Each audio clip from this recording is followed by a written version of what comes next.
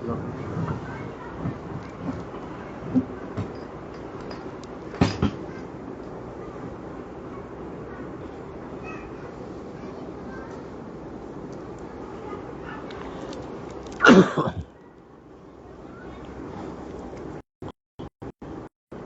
عليكم ورحمة الله وبركاته. الحمد لله رب العالمين والصلاة والسلام على سيد الأنبياء والمرسلين.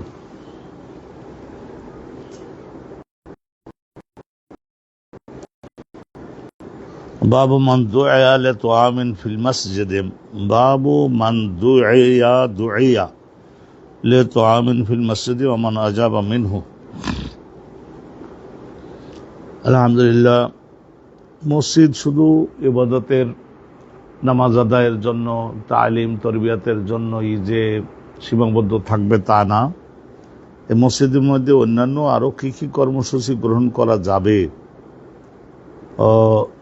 সেসব বিষয়গুলির আলোচনা হযরত ইমাম বুখারী রাহমাতুল্লাহি আলাইহি করছেন।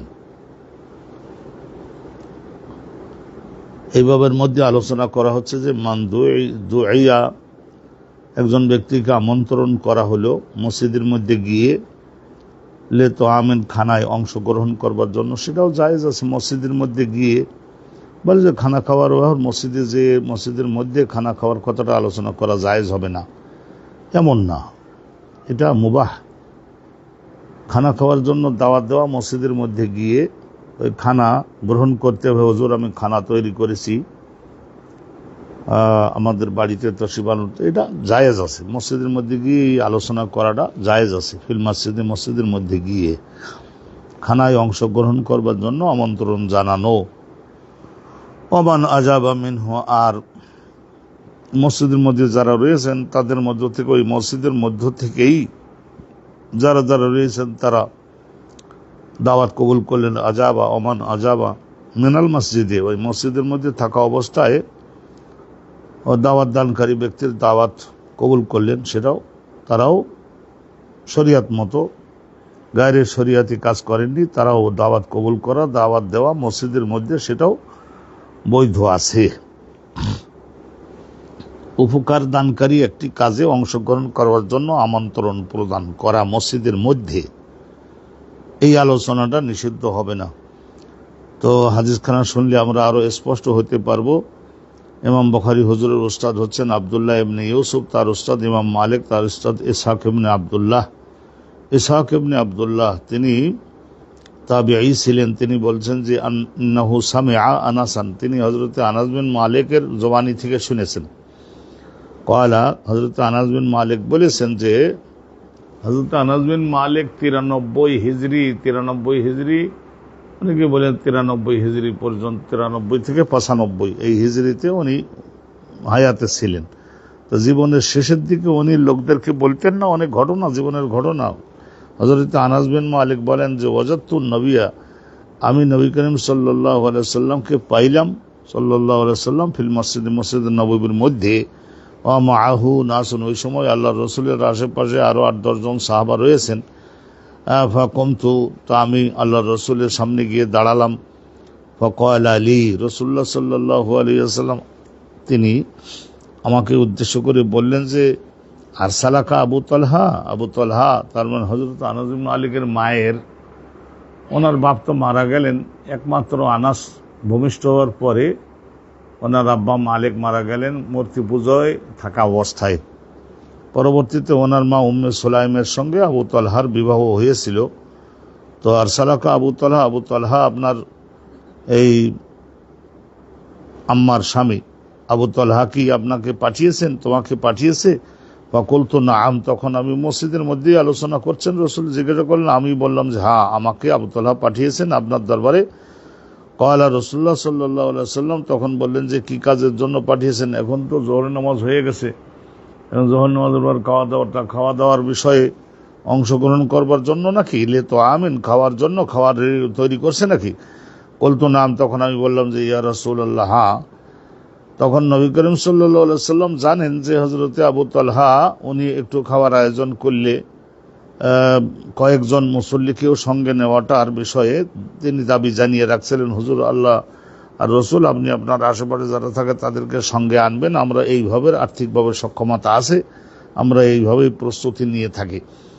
ফকওয়ালা, তখন রসুল্লাহ সাল্লাল্লাহু আলাইহি সাল্লাম বললেন লেমান হাউল, আশেপাশে যে কয়জন সাহাবা ছিলেন তাদের সামনে ওই খাওয়া দাওয়ার বিষয়টার আলোচনা মসজিদের মধ্যে করলেন, মুবাহ, বৈধ। কৌমু, আপনারাও উঠুন, আপনারাও চলুন আমার সঙ্গে। ফান্তালাকাত, রসুল্লাহ সাল্লাল্লাহু আলাইহি সাল্লাম হাঁটা শুরু করলেন, যাওয়া শুরু করলেন। অন্তলাক্তু বাইনা আইদিহিম, আর রসুল্লাহর সঙ্গে অন্যান্য মসজিদের যারা আরও কয়েকজন সাহাবা তারাও হাঁটা শুরু করলেন আমাদের বাড়িতে যাওয়ার জন্য খাওয়ার দাওয়াতে। আমি তাদের সকলকে রাস্তা দেখিয়ে দেখিয়ে সামনে সামনে হেঁটে হেঁটে যাচ্ছিলাম। বোঝা গেল যা আমরা পূর্ববর্তী একটা বাবের মধ্যে আলোচনা করেছি না, গনিমতের মাল বন্টন করা, সেটা মসজিদে নববীর মধ্যেই রাসূলুল্লাহ করতেন। অনুরূপভাবে খাবার দাবার এগুলি বন্টন করা, খাবার ঝুলিয়ে রাখতেন, খেজুরের কান্ধি ঝুলিয়ে রাখতেন, অন্যান্য খাবার দাবার যেগুলি আমাদের দেশে পাওয়া যায় এগুলি মসজিদে ঝুলিয়ে রাখলে প্রচুর পরিমাণে যদি থাকে, ক্ষুধার্ত যিনি আসবেন সেখানে একটা নোটিশ লিখে দেওয়া যেতে পারে, যে কোনো ব্যক্তি আগ্রহী হলে এখান থেকে পাকা কলা নিয়ে খেতে পারেন, অনুমোদিত, যাদের প্রয়োজন আছে তারা নিয়ে নিয়ে খাবে। তো এই ধরনের ফ্রিজের মধ্যেও বিদেশে বর্তমানে যে সমস্ত ধনী দেশ তাদের ওখানে মসজিদের মধ্যে ফ্রিজ থাকে, খাবার থাকে, পানি থাকে, সেখান থেকে কোনো মুসল্লি যদি ক্ষুধার্ত থাকেন তাহলে খেয়ে নিতে পারেন। এই বিষয়টা আমরা একটা আলোচনা শুনলাম যে মসজিদের মধ্যে এই সমস্ত জাগতিক বিষয়ে খাওয়া দাওয়ার আমন্ত্রণ পত্র বিলি করা এবং সেটা গ্রহণ করে সেই দাওয়াতে গমন করা, এটা মুবাহ। মুবাহ মানে নিষিদ্ধও না, নির্দেশও নাই, কিন্তু আলোচনা করাটা বৈধ আছে। নতুন একটা বাবের মধ্যে আমরা যাচ্ছি, ছোট ছোট বাব পেয়েছি। আল কাজা, বাবুল কাজা ওয়াল লিআন ফিল মসজিদ, বিচার কার্য পরিচালনা করা, বিচার কার্য পরিচালনা করা। এই কেউ ক্রাইম করে থাকলে তার বিরুদ্ধে বিচার কার্য করতে হয় না, সমাজে শান্তি ও শৃঙ্খলা সুপ্রতিষ্ঠিত রাখবার জন্য। বাবুল কাজায়, বিচার সিদ্ধান্ত প্রদান করা। ওয়াল লিআন, লিআন অর্থ যখন সাক্ষী বিদ্যমান না থাকে, সাক্ষী কোনো একটা অপরাধের বিষয়ে সাক্ষী যখন নাই, তখন শেষ পর্যন্ত একটা লিআনের ব্যবস্থা আছে। অভিযুক্ত ব্যক্তি তিনি ওইভাবে বলবেন যে আমি যদি এই কাজ করে থাকি, 5 বার বলবেন, তাহলে আল্লাহ পাক রব্বুল আলামিনের লানত, অভিশাপ যেন আমার উপরে হয়, আমি যেন শেষ হয়ে যাই। তো এইটা মসজিদের মধ্যে রাসূলুল্লাহর উপস্থিতিতে বললে তখন দেখা যায় যে সে প্রকৃতই যদি অপরাধী হয়ে থাকেন তাহলে আল্লাহর পক্ষ থেকে আযাব তার উপরে অবতীর্ণ হয়ে থাকে, কোনো সন্দেহ নেই। তাহলে লিআন মসজিদের মধ্যে এই যে লিআনের ব্যবস্থা করা, সাক্ষী না পাওয়া গেলে তখন লানাতুল্লাহি আলাইয়া ইন কুনতু মিনাল কাযিবিন, এই সমস্তের মাধ্যমে বিচার কার্য একটা সিদ্ধান্ত, ডিসিশন দেওয়া মসজিদের মধ্যে বৈধ আছে। বাইনার রিজালি ওয়ান নিসাই, পুরুষ লোক মহিলার তারা সবাই উপস্থিত হবে, হয়ে সেখানে এই বিচার কার্যটা শুনবেন এবং ডিসিশনটাও গ্রহণ করবেন, বাইরে যে বাস্তবায়ন হবে। এই বিচার কার্য মসজিদের মধ্যে করা, সেটাও আলহামদুলিল্লাহ এটাও ইসলামে অনুমোদিত। হাদিস কানা শুনলেই আরো স্পষ্ট হবে। অবি কল হাদানা ইয়াহিয়া কল হাদানা আব্দুর রাজ্জাক কল আখবরনা ইবনু জুরাইজ, মুহাম্মদ ইবনে জুরাইজ কল আখবরনা ইবনু শিহাবিন আন সাহাল ইবনে সাআদ, ইনিও আল্লাহ রসুলের খুব সিনিয়র সাহাবী ছিলেন। সিনিয়র সাহাবী বলতে রাসূলুল্লাহর ওফাতের পরে অনেকদিন জগতে হায়াতে ছিলেন, ওইরকম 95 এইরকম আন্দাজ। আন সাহাল ইবনে সাআদিন আন্না রাজুলান ক্বালা ইয়া রাসূলুল্লাহ, একজন ব্যক্তি মসজিদে নববীর মধ্যে এসে দেখেন রাসূলুল্লাহ মসজিদ শুধু নামাজের জন্য না, বিচার কার্য পরিচালনা করা। অনুরূপভাবে নবী করিম সাল্লাল্লাহু আলাইহি সাল্লামের হাদিস থেকে আমরা জানতে শিখতে পেরেছি জাগতিক মঙ্গলজনক যে কোনো কাজের বিষয়ে আলোচনা করা এবং ডিসিশন প্রদান করা, এটাও অনুমোদিত, মসজিদের মধ্যে করা যাবে, শিক্ষা দেওয়া যেতে পারে। বিরাট মসজিদ, আমরা ইতিপূর্বে একদিন আপনাদের জানিয়েছি যে হজের মৌসুমে মুসলমানগণ হাজির হন, তো সব মিলাইয়ে দেখা যায় যে 1 কোটি হয়তো মুসলমান হাজির হলেন।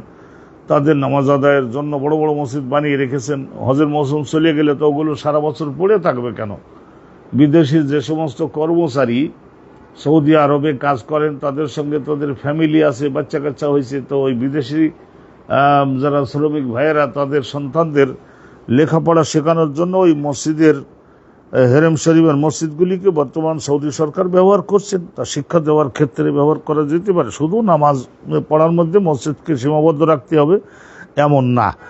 আন্না রাজুলান, একজন ব্যক্তি, কয়লা ইয়া রসুল্লাহ, বললেন হে আল্লাহর রসুল, আর আইতা, আপনার সিদ্ধান্তটা আপনি দয়া করে জানান। এখানে রায়ন থেকে আর আইতা, আপনি আপনার নিজের সিদ্ধান্তটা আপনি দয়া করে আমাকে জানান, একটা বিচার দেন। রাজুলান, একজন ব্যক্তি মনে করুন একজন স্বামী, ওয়াজাদা মা ইমরাতিহি রাজুলান, বাইরে কাজ করতে গেছিল, এসে দেখে যে তার স্ত্রীর সঙ্গে একই বিছানায় অন্য আরেকজন ভিন্ন পুরুষকে অবস্থান করতে দেখলো। আয়াক্তলহু, তাহলে এখন স্বামী কি ওই বাইরের ওই পুরুষ লোকটাকে হত্যা করে ফেলতে পারবে বিচার করবার আগেই? তাহলে রসুল্লাহ বিচার করছেন না, মসজিদে নববীর মধ্যে বিচার করতেছেন না, এই যে আয়াক্তলহু, কতল করে ফেলতে কি পারবে? তাহলে আন্না ফিল মসজিদ। তাহলে পরবর্তীতে রসুল্লাহ সাল্লাল্লাহু আলাইহি ওয়াসাল্লাম বললেন যে সে যে দেখলো তার সাক্ষী আছে? তা হুজুর সাক্ষী নাই, ওই সময় কোথা থেকে 4 জন লোক একত্রিত করব? তো বলে সাক্ষী যদি না থাকে তাহলে সেই মহিলা আর ওই পুরুষ লোকটা আর ওই যে মহিলা, এই 2 জনকে আর এই যে স্ত্রীর স্বামী যিনি, এই সকলেই মসজিদে হাজির হয়ে রসুল্লাহ বলতেন যে তুমি বলো, যে বাইরের লোকটা তাকে বলা হবে যে তুমি আগে বলো যে আমি এসেছিলাম কিন্তু আমি আসলে এই পাপ কাজে জড়িত হই নাই। এই 4 বার বলবেন, 3 বার বলবেন, তারপরে লাস্টের বারে বলবে যে আমি যদি এই গুনাহের কাজ করে থাকি তাহলে আল্লাহর অভিশাপ, আল্লাহর কঠিন আযাব আমার উপরে অবতীর্ণ যেন হয়, আমাকে যেন ধ্বংস করে দেওয়া হয়, এরকম। তারপরে মহিলাকে লেআন বলা হয়, লেআন লানত, নিজের উপরে টেনে আনা। মহিলা ওই ধরনের বলবে, আমি এই ধরনের বলবে, পুরুষরাও এরকম বলবে, আমি আব্দুর রহিম, আমি জয়নাব খাতুন, এরকম বলবে। তারা বলবে যে আমি এই পাপ কাজের সঙ্গে আল্লাহর নামে কসম করে বলছি যে আমি জড়িত হই নাই। তারপরে যদি হয়ে থাকে আর মিথ্যা যদি বলি তাহলে আমার উপরে আল্লাহর অভিশাপ যেন একেবারে দ্রুতই অবতীর্ণ হয়, আমি ধ্বংস করে দেওয়া, আমার মতো পাপিষ্ঠ লোক জগতের দরকার নাই। তালা আন্না ফিল মসজিদে। তো ওই সাহাবী বলছেন এখানে এই সমস্ত কাজে ওই সাহাবাগণের নাম উল্লেখ করা হয় না, মান মর্যাদার ব্যাপার। তো বলছে যে আমরা সকলে মসজিদে নববীর মধ্যে দাঁড়িয়ে রাসূলুল্লাহর সম্মুখে দাঁড়িয়ে লিআন করলাম। লিআন মানে ওই অভিশাপ, 3 বার বলবে, তারপর 4th-বারে লাআনত বলবে, এইরকম করে বিচার সিদ্ধান্তটা রাসূলুল্লাহ করলেন। তো উনি বলছেন যে ওয়া আনা শাহিদুন, হযরত সাহাল ইবনে সাআদ বলছেন যে আমি ওই অনুষ্ঠানে উপস্থিত ছিলাম, মসজিদে ওয়া আনা শাহিদুন, আমি ওখানে উপস্থিত ছিলাম। তো রাসূলুল্লাহ সাল্লাল্লাহু আলাইহি ওয়াসাল্লামের এই হাদিস থেকে আমরা জানতে পারলাম যে মসজিদ নববীর মধ্যে বিচার কার্য সালিশ পরিচালনা রাসূলুল্লাহ করতেন, আবার সামাজিক কর্মকাণ্ড সেটাও করতেন, তারপরে মালবন্টন বিতরণ করতেন, খাদ্য বিতরণ করতেন। শুধু নামাজের জন্য মসজিদে নববীর নয়, এই সমস্ত ইসলামে যে সমস্ত কল্যাণজনক কাজ সেগুলো মসজিদকে ভিত্তি করে পরিচালনা করা যেতে পারে। সরকার একটা গণস্বাস্থ্যে জনগণের সন্তানদের সুস্থ রাখবার জন্য মনে করুন ইনজেকশন বিতরণ করতেছেন, তাহলে যে কোনো মসজিদের মধ্যে ডাক্তারগণ বসবেন, মানুষজন আসবেন, তাদের এটা প্রদান করা যেতে পারে, মসজিদকে সেই কাজে ব্যবহার করা যেতে পারবে। তো এগুলি বিষয়ে আমাদের প্রশস্ততা থাকতে হবে।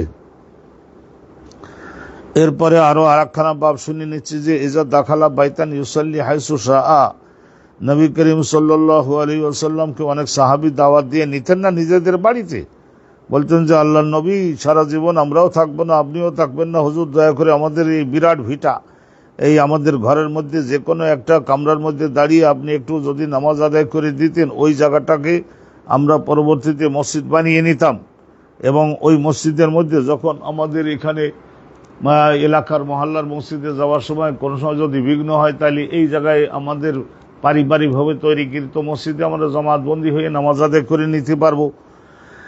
তো এটাও বৈধ। ইজা দাখালা বাইতান, কোন রাসূলুল্লাহ সাল্লাল্লাহু আলাইহি ওয়াসাল্লাম প্রবেশ করতেন মাঝে মধ্যে অন্য লোকদের বাড়িতে, ইউসাল্লি, এবং তাদের একটা নির্দিষ্ট জায়গায় নামাজ পড়িয়ে দিতেন। আবার বলতেন কি যে এখানে তোমরা পরবর্তীতে একটা মসজিদ বানিয়ে নিও।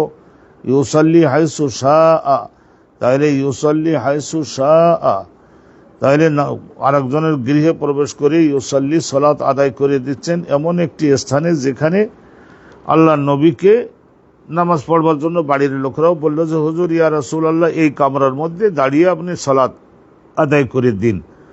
অথবা নবী করিম সাল্লাল্লাহু আলাইহি সাল্লাম নিজে তো মহা জ্ঞানবান প্রজ্ঞাবান, কোন কামরাটায় দাঁড়িয়ে নামাজ আদায় করে দিলে ওই বাড়ির লোকজনদের জন্য সেখানে এমন একটা কামরায় তো আর দাঁড়িয়ে নামাজ আদায় করে দেয়া যায় না যেটা রান্নাঘরের সঙ্গেই, তাইলে সেখানে মহিলারা রান্নাঘরে যাতায়াত করবে কি করে, আর ওখানে লোকজন জামাত কায়েম করবে কি করে। এমন একটা পছন্দনীয় কামরার মধ্যে বাছাই করে তারপরে নেক বিবেচনার ভিত্তিতে আও হাইসু উমিরা, নবী করিম সাল্লাল্লাহু আলাইহি সাল্লাম নিজে যেখানে পছন্দ করলেন সেখানে সালাতটা আদায় করলেন জামাতের সঙ্গে, আর ওই এলাকার লোকজন যারা সমবেত হয়েছিলেন তারাও দাঁড়ালো।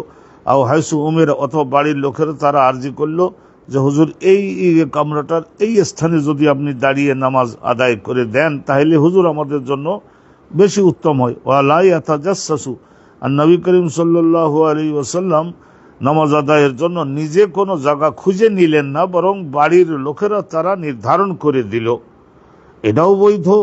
অথবা রাসূলুল্লাহ নেক বিবেচনায় যে স্থানটা পছন্দ করে যেখানে দাঁড়িয়ে নামাজ আদায় করে দিলেন সেটাও তাদের জন্য আরো বেশি মঙ্গলজনক। হাদিসখানা শুনলে আমরা সাবজেক্টটা আরো বেশি স্পষ্ট হতে পারবো। ক্বালা হাদাসানা আব্দুল্লাহ ইবনে মাসলামা ক্বালা, তিনি বলছেন যে হাদাসানা ইব্রাহিম ইবনে সাদ, তিনি বলছেন যে হযরতে ইবনে শিহাব জুহরি উস্তাদ, তার শিক্ষক হচ্ছেন হযরত মাহমুদ ইবনে রবি'। হযরতে মাহমুদ ইবনে রবি' উনিও সাহাবী ছিলেন, ইনি জুনিয়র বয়সের সাহাবী ছিলেন। অনেক সময় এক সাহাবী আরেক সাহাবী থেকে রিওয়ায়াত করে থাকেন না, তো এখানে মাহমুদ ইবনে রবি রিওয়ায়াত করছেন হযরতে ইতবান ইবনে মালিক থেকে। ইতবান ইবনে মালিক, হযরতে ইতবান ইবনে মালিক উনি মদিনায় গিয়ে হযরতে ওমর আর ইতবান ইবনে মালিক এই দুইজনকে রাসূলুল্লাহ, একজন আনসারী একজন মুহাজির, ভাইয়াচারী সম্পর্ক, ভ্রাতৃত্বের সম্পর্ক কায়েম করে দিয়েছিলেন না আন্নান নবী সাল্লাল্লাহু আলাইহি ওয়াসাল্লাম। তো উনি ইতবান ইবনে মালিক এই হাদিসখানা বর্ণনা করছেন, নিশ্চয় নবী করিম সাল্লাল্লাহু আলাইহি ওয়াসাল্লাম একদিন তাদের বাড়িতে তশরিফ আনলেন। ইতবান ইবনে মালিকের বাড়িতে তাদের গৃহে তশরিফ আনলেন কি জন্য? শতব্যস্ত মানুষ, নিশ্চয় ইতবান ইবনে মালিক দাবি জানাইছিলেন, সেই জন্যই বলছিলেন যে সুবিধা মতো একদিন যাব। ফাকালা আইনা তুহিব্বু আন উসাল্লিয়া, তারপরে নিশ্চয় উনি বলছিলেন হুজুর আমার বয়স হয়ে গেছে, আমি চোখে এখন কম দেখতেছি, বৃষ্টিপাতলা হলে পানি জমে গেলে মহল্লার মসজিদে যেতে পারি না, তা আপনি যদি দয়া করে আমাদের বাড়িতে একদিন কদম রাখতেন এবং একটা জায়গায় সালাত আদায় করে দিতেন, ওই জায়গাটাতে আমরা মসজিদ বানিয়ে ঘরের মধ্যে 8-10 জন যাই হয় আমরা জামাত করে নামাজ আদায় করতে পারতাম। ফাকালা আয়না তুহিব্বু, তা ও বাড়িতে গিয়ে তারপর জিজ্ঞাসা করলেন যে কোন জায়গাটাতে তোমার পছন্দ, কোন জায়গাটাতে আমি দাঁড়িয়ে নামাজ পড়িয়ে দেই তোমার পছন্দ। আন উসাল্লিয়া লাখা মিন বাইতিকা, তোমার এই ঘরের মধ্যে অনেকগুলি কামরা, সে কোন কামরাটাতে দাঁড়িয়ে আমি তোমার জন্য নামাজ আদায় করে দেই, এটা তুমি পছন্দ করো, দেখিয়ে দাও। কয়লা হযরত ইতবান ইবনে মালিক বলেন ফাআশারতু লাহু, আমি রাসূলুল্লাহ সাল্লাল্লাহু আলাইহি ওয়াসাল্লামের সামনে গিয়ে হাত দিয়ে দেখাই দিলাম ইলা মাকানিন, এমন একটি জায়গা যে জায়গাটাতে নামাজ পড়লে, কারণ ভবিষ্যতে এখানে যাতে আমরা একটা মসজিদও বানিয়ে নিতে পারি। ফাকাব্বারান নবী, নবী করিম সাল্লাল্লাহু আলাইহি ওয়াসাল্লাম কি করলেন, আল্লাহর রাসূল তিনি তাকবীর দিতে বললেন, কাব্বারা, নবী করিম সাল্লাল্লাহু আলাইহি ওয়াসাল্লাম আল্লাহু আকবার বলে সালাত ইমামতিতে সালাত আদায় করলেন। নবী করিম সাল্লাল্লাহু আলাইহি ওয়াসাল্লাম জীবদ্দশায় কোনো সময় মুকাব্বিরও হন নাই, মুয়াজ্জিনও হন নাই। তার এখানে রাসূলুল্লাহ সাল্লাল্লাহু আলাইহি ওয়াসাল্লাম নামাজের তাকবীর বলে নামাজ শুরু করলেন। ওয়া সাফাফনা খালফাহু, আর আমরা নবী করিম সাল্লাল্লাহু আলাইহি ওয়াসাল্লামের পেছনে মুক্তাদি হয়ে মহল্লার যে কয়জন সমবেত হয়েছিল আমরা সকলে সববন্দি হয়ে গেলাম, কাতারবন্দি হয়ে গেলাম। ফাসাল্লা রাকাতাইন, ওটা নফল নামাজ ছিল। নবী করিম সাল্লাল্লাহু আলাইহি ওয়াসাল্লাম 2 রাকাত নামাজ আদায় করলেন।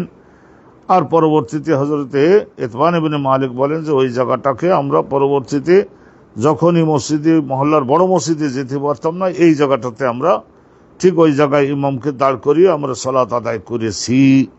তাহলে বোঝা গেল এখান থেকে আমরা ওই হেডিংটার ব্যাখ্যাও বুঝে গেলাম যে ইজা দাখালা বাইতান, কারোর বাড়িতে যদি মনে করেন একজন বড় আলেম প্রবেশ করলেন, ইউসাল্লি হাইসু শাহ, তাহলে নামাজ যদি পড়ে দিতে বলেন তাহলে পড়ে নামাজ আদায় করবেন ওই স্থানটাতে, যে স্থানটাতে ওই বিশেষজ্ঞ আলেম তিনি যেটা যে জায়গাটা পছন্দ করেন অথবা তারা যে জায়গাটা সিলেকশন করে দেয়, তারা যে জায়গাটা সিলেকশন করে দেয়। আলহামদুলিল্লাহ রাব্বিল আলামিন, সুন্দরভাবে আমরা এই বিষয়গুলি জানতে পারছি এই ছোট্ট ছোট্ট বাবের মাধ্যমে। তাইলে এটা আমরা জানতে পারলাম। এরপরের বাবখানা আমরা হাদিসখানা একটু লম্বা আছে, তবু আলহামদুলিল্লাহ কষ্টদায়ক না, সহজ আছে, অনেক সহজে সুন্দর বুঝতে পারবেন। শুনুন, বাবুন আল মাসাজিদ ফিল বুয়ুত, ওই আগের ওই আলোচনাটারই একটু বিস্তারিত রূপ। আল মাসাজিদ ফিল বুয়ুত, কোন একজনের বাড়িতে একটি মসজিদের মতো সালাত আদায়ের জন্য আমরা পাঞ্জেগানা নামাজের স্থান বলি পারিবারিকভাবে। আবার একটা মসজিদ ও বিরাট বাড়ি যদি হয়, বর্তমান জামানায় তো আমাদের দেশে হয়ে গেছে না এই ধরনের বিরাট ভবন, একেবারে 10-20 তালা, প্রত্যেকটা তালার মধ্যে দেখা গেল যে অ্যাপার্টমেন্ট তৈরি হয়। অ্যাপার্টমেন্ট তৈরি হয়েছে তাও 8-10টা অ্যাপার্টমেন্ট, এক তালায় 20 তালা। তাইলে এটা একটা 1-2 গ্রামের মতো লোকেরা সব ঢুকে গেছেন এই ভবনের মধ্যে। তাইলে সেখানে সকলে যাতে জামায়াতে নামাজ আদায় করতে পারেন সেই জন্য একটা স্থানকে মসজিদ বানিয়ে নেওয়া যেতে পারে। মহল্লার মসজিদ তো থাকবেই। আল মাসাজিদ ফিল বুয়ুত, এই গৃহগুলি অনেকগুলি ঘর, তার মধ্যে একটা মসজিদ বানিয়ে নেওয়া। তো এই ঘটনাটা শুনুন।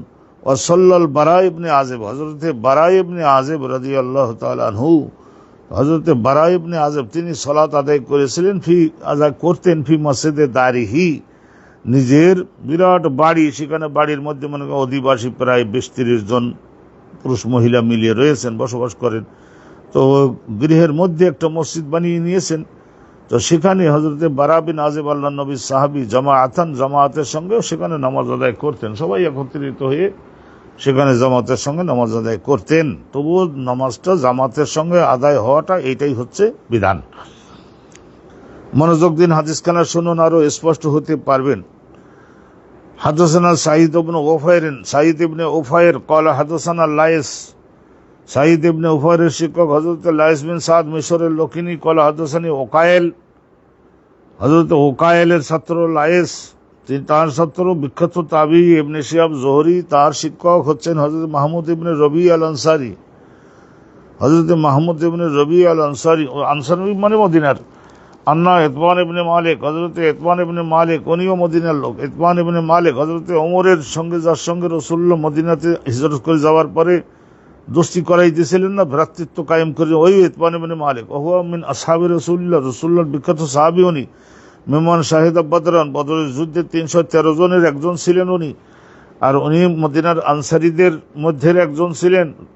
মদিনার মুহাজির যারা আসছেন তাদের সকলের বসবাসের বাড়ি দেওয়া, শ্বাস জনের জমি দেওয়া, ব্যবসা যদি করতে চান পুঁজি দেওয়া, 10 জনের চান্দা তুলে তারপরে একজনের মুহাজির উইদাউট ওয়াইফ আসছেন, তার সঙ্গে একজন মহিলার বিবাহ এর ব্যবস্থা করা, যাতে করে খাদ্য রান্না থেকে শুরু করে আমল আখলাক ঠিক রাখা সবগুলো সুন্দর হয়ে যেতে পারে।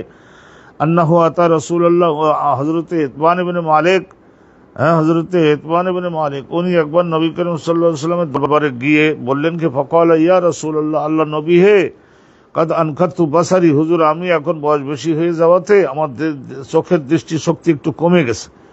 আনকারতু, অনেক সময় ভালো দেখতে সক্ষম হই না। ওয়া আনা উসাল্লি লিকওমি, আমি আমার এলাকার মহল্লার মসজিদে গিয়ে ইমামতি করে নামাজ পড়িয়ে দেই। আল্লাহ নবী আপনার সাহাবী হওয়ার কারণে লোকেরা আমার ইমামতির জন্য ঠেলে দেয়।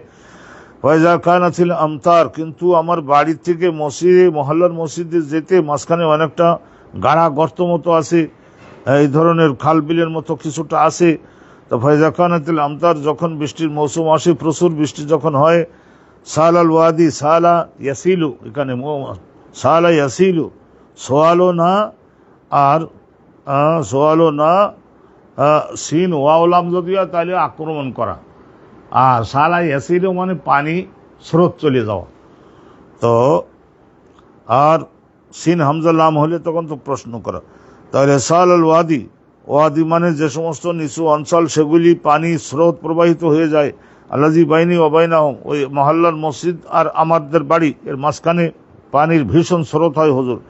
লাম আস্তাতে আন আতিয়া মসজিদাহুম, তাদের মসজিদে আমি উপস্থিত হতে সক্ষমতা রাখি না, কারণ অনেক জায়গায় গর্ত, অনেক জায়গায় গাড়া গর্ত, মানে চোখে কম দেখি, তা পড়ে গেলে তো আর অসুবিধা।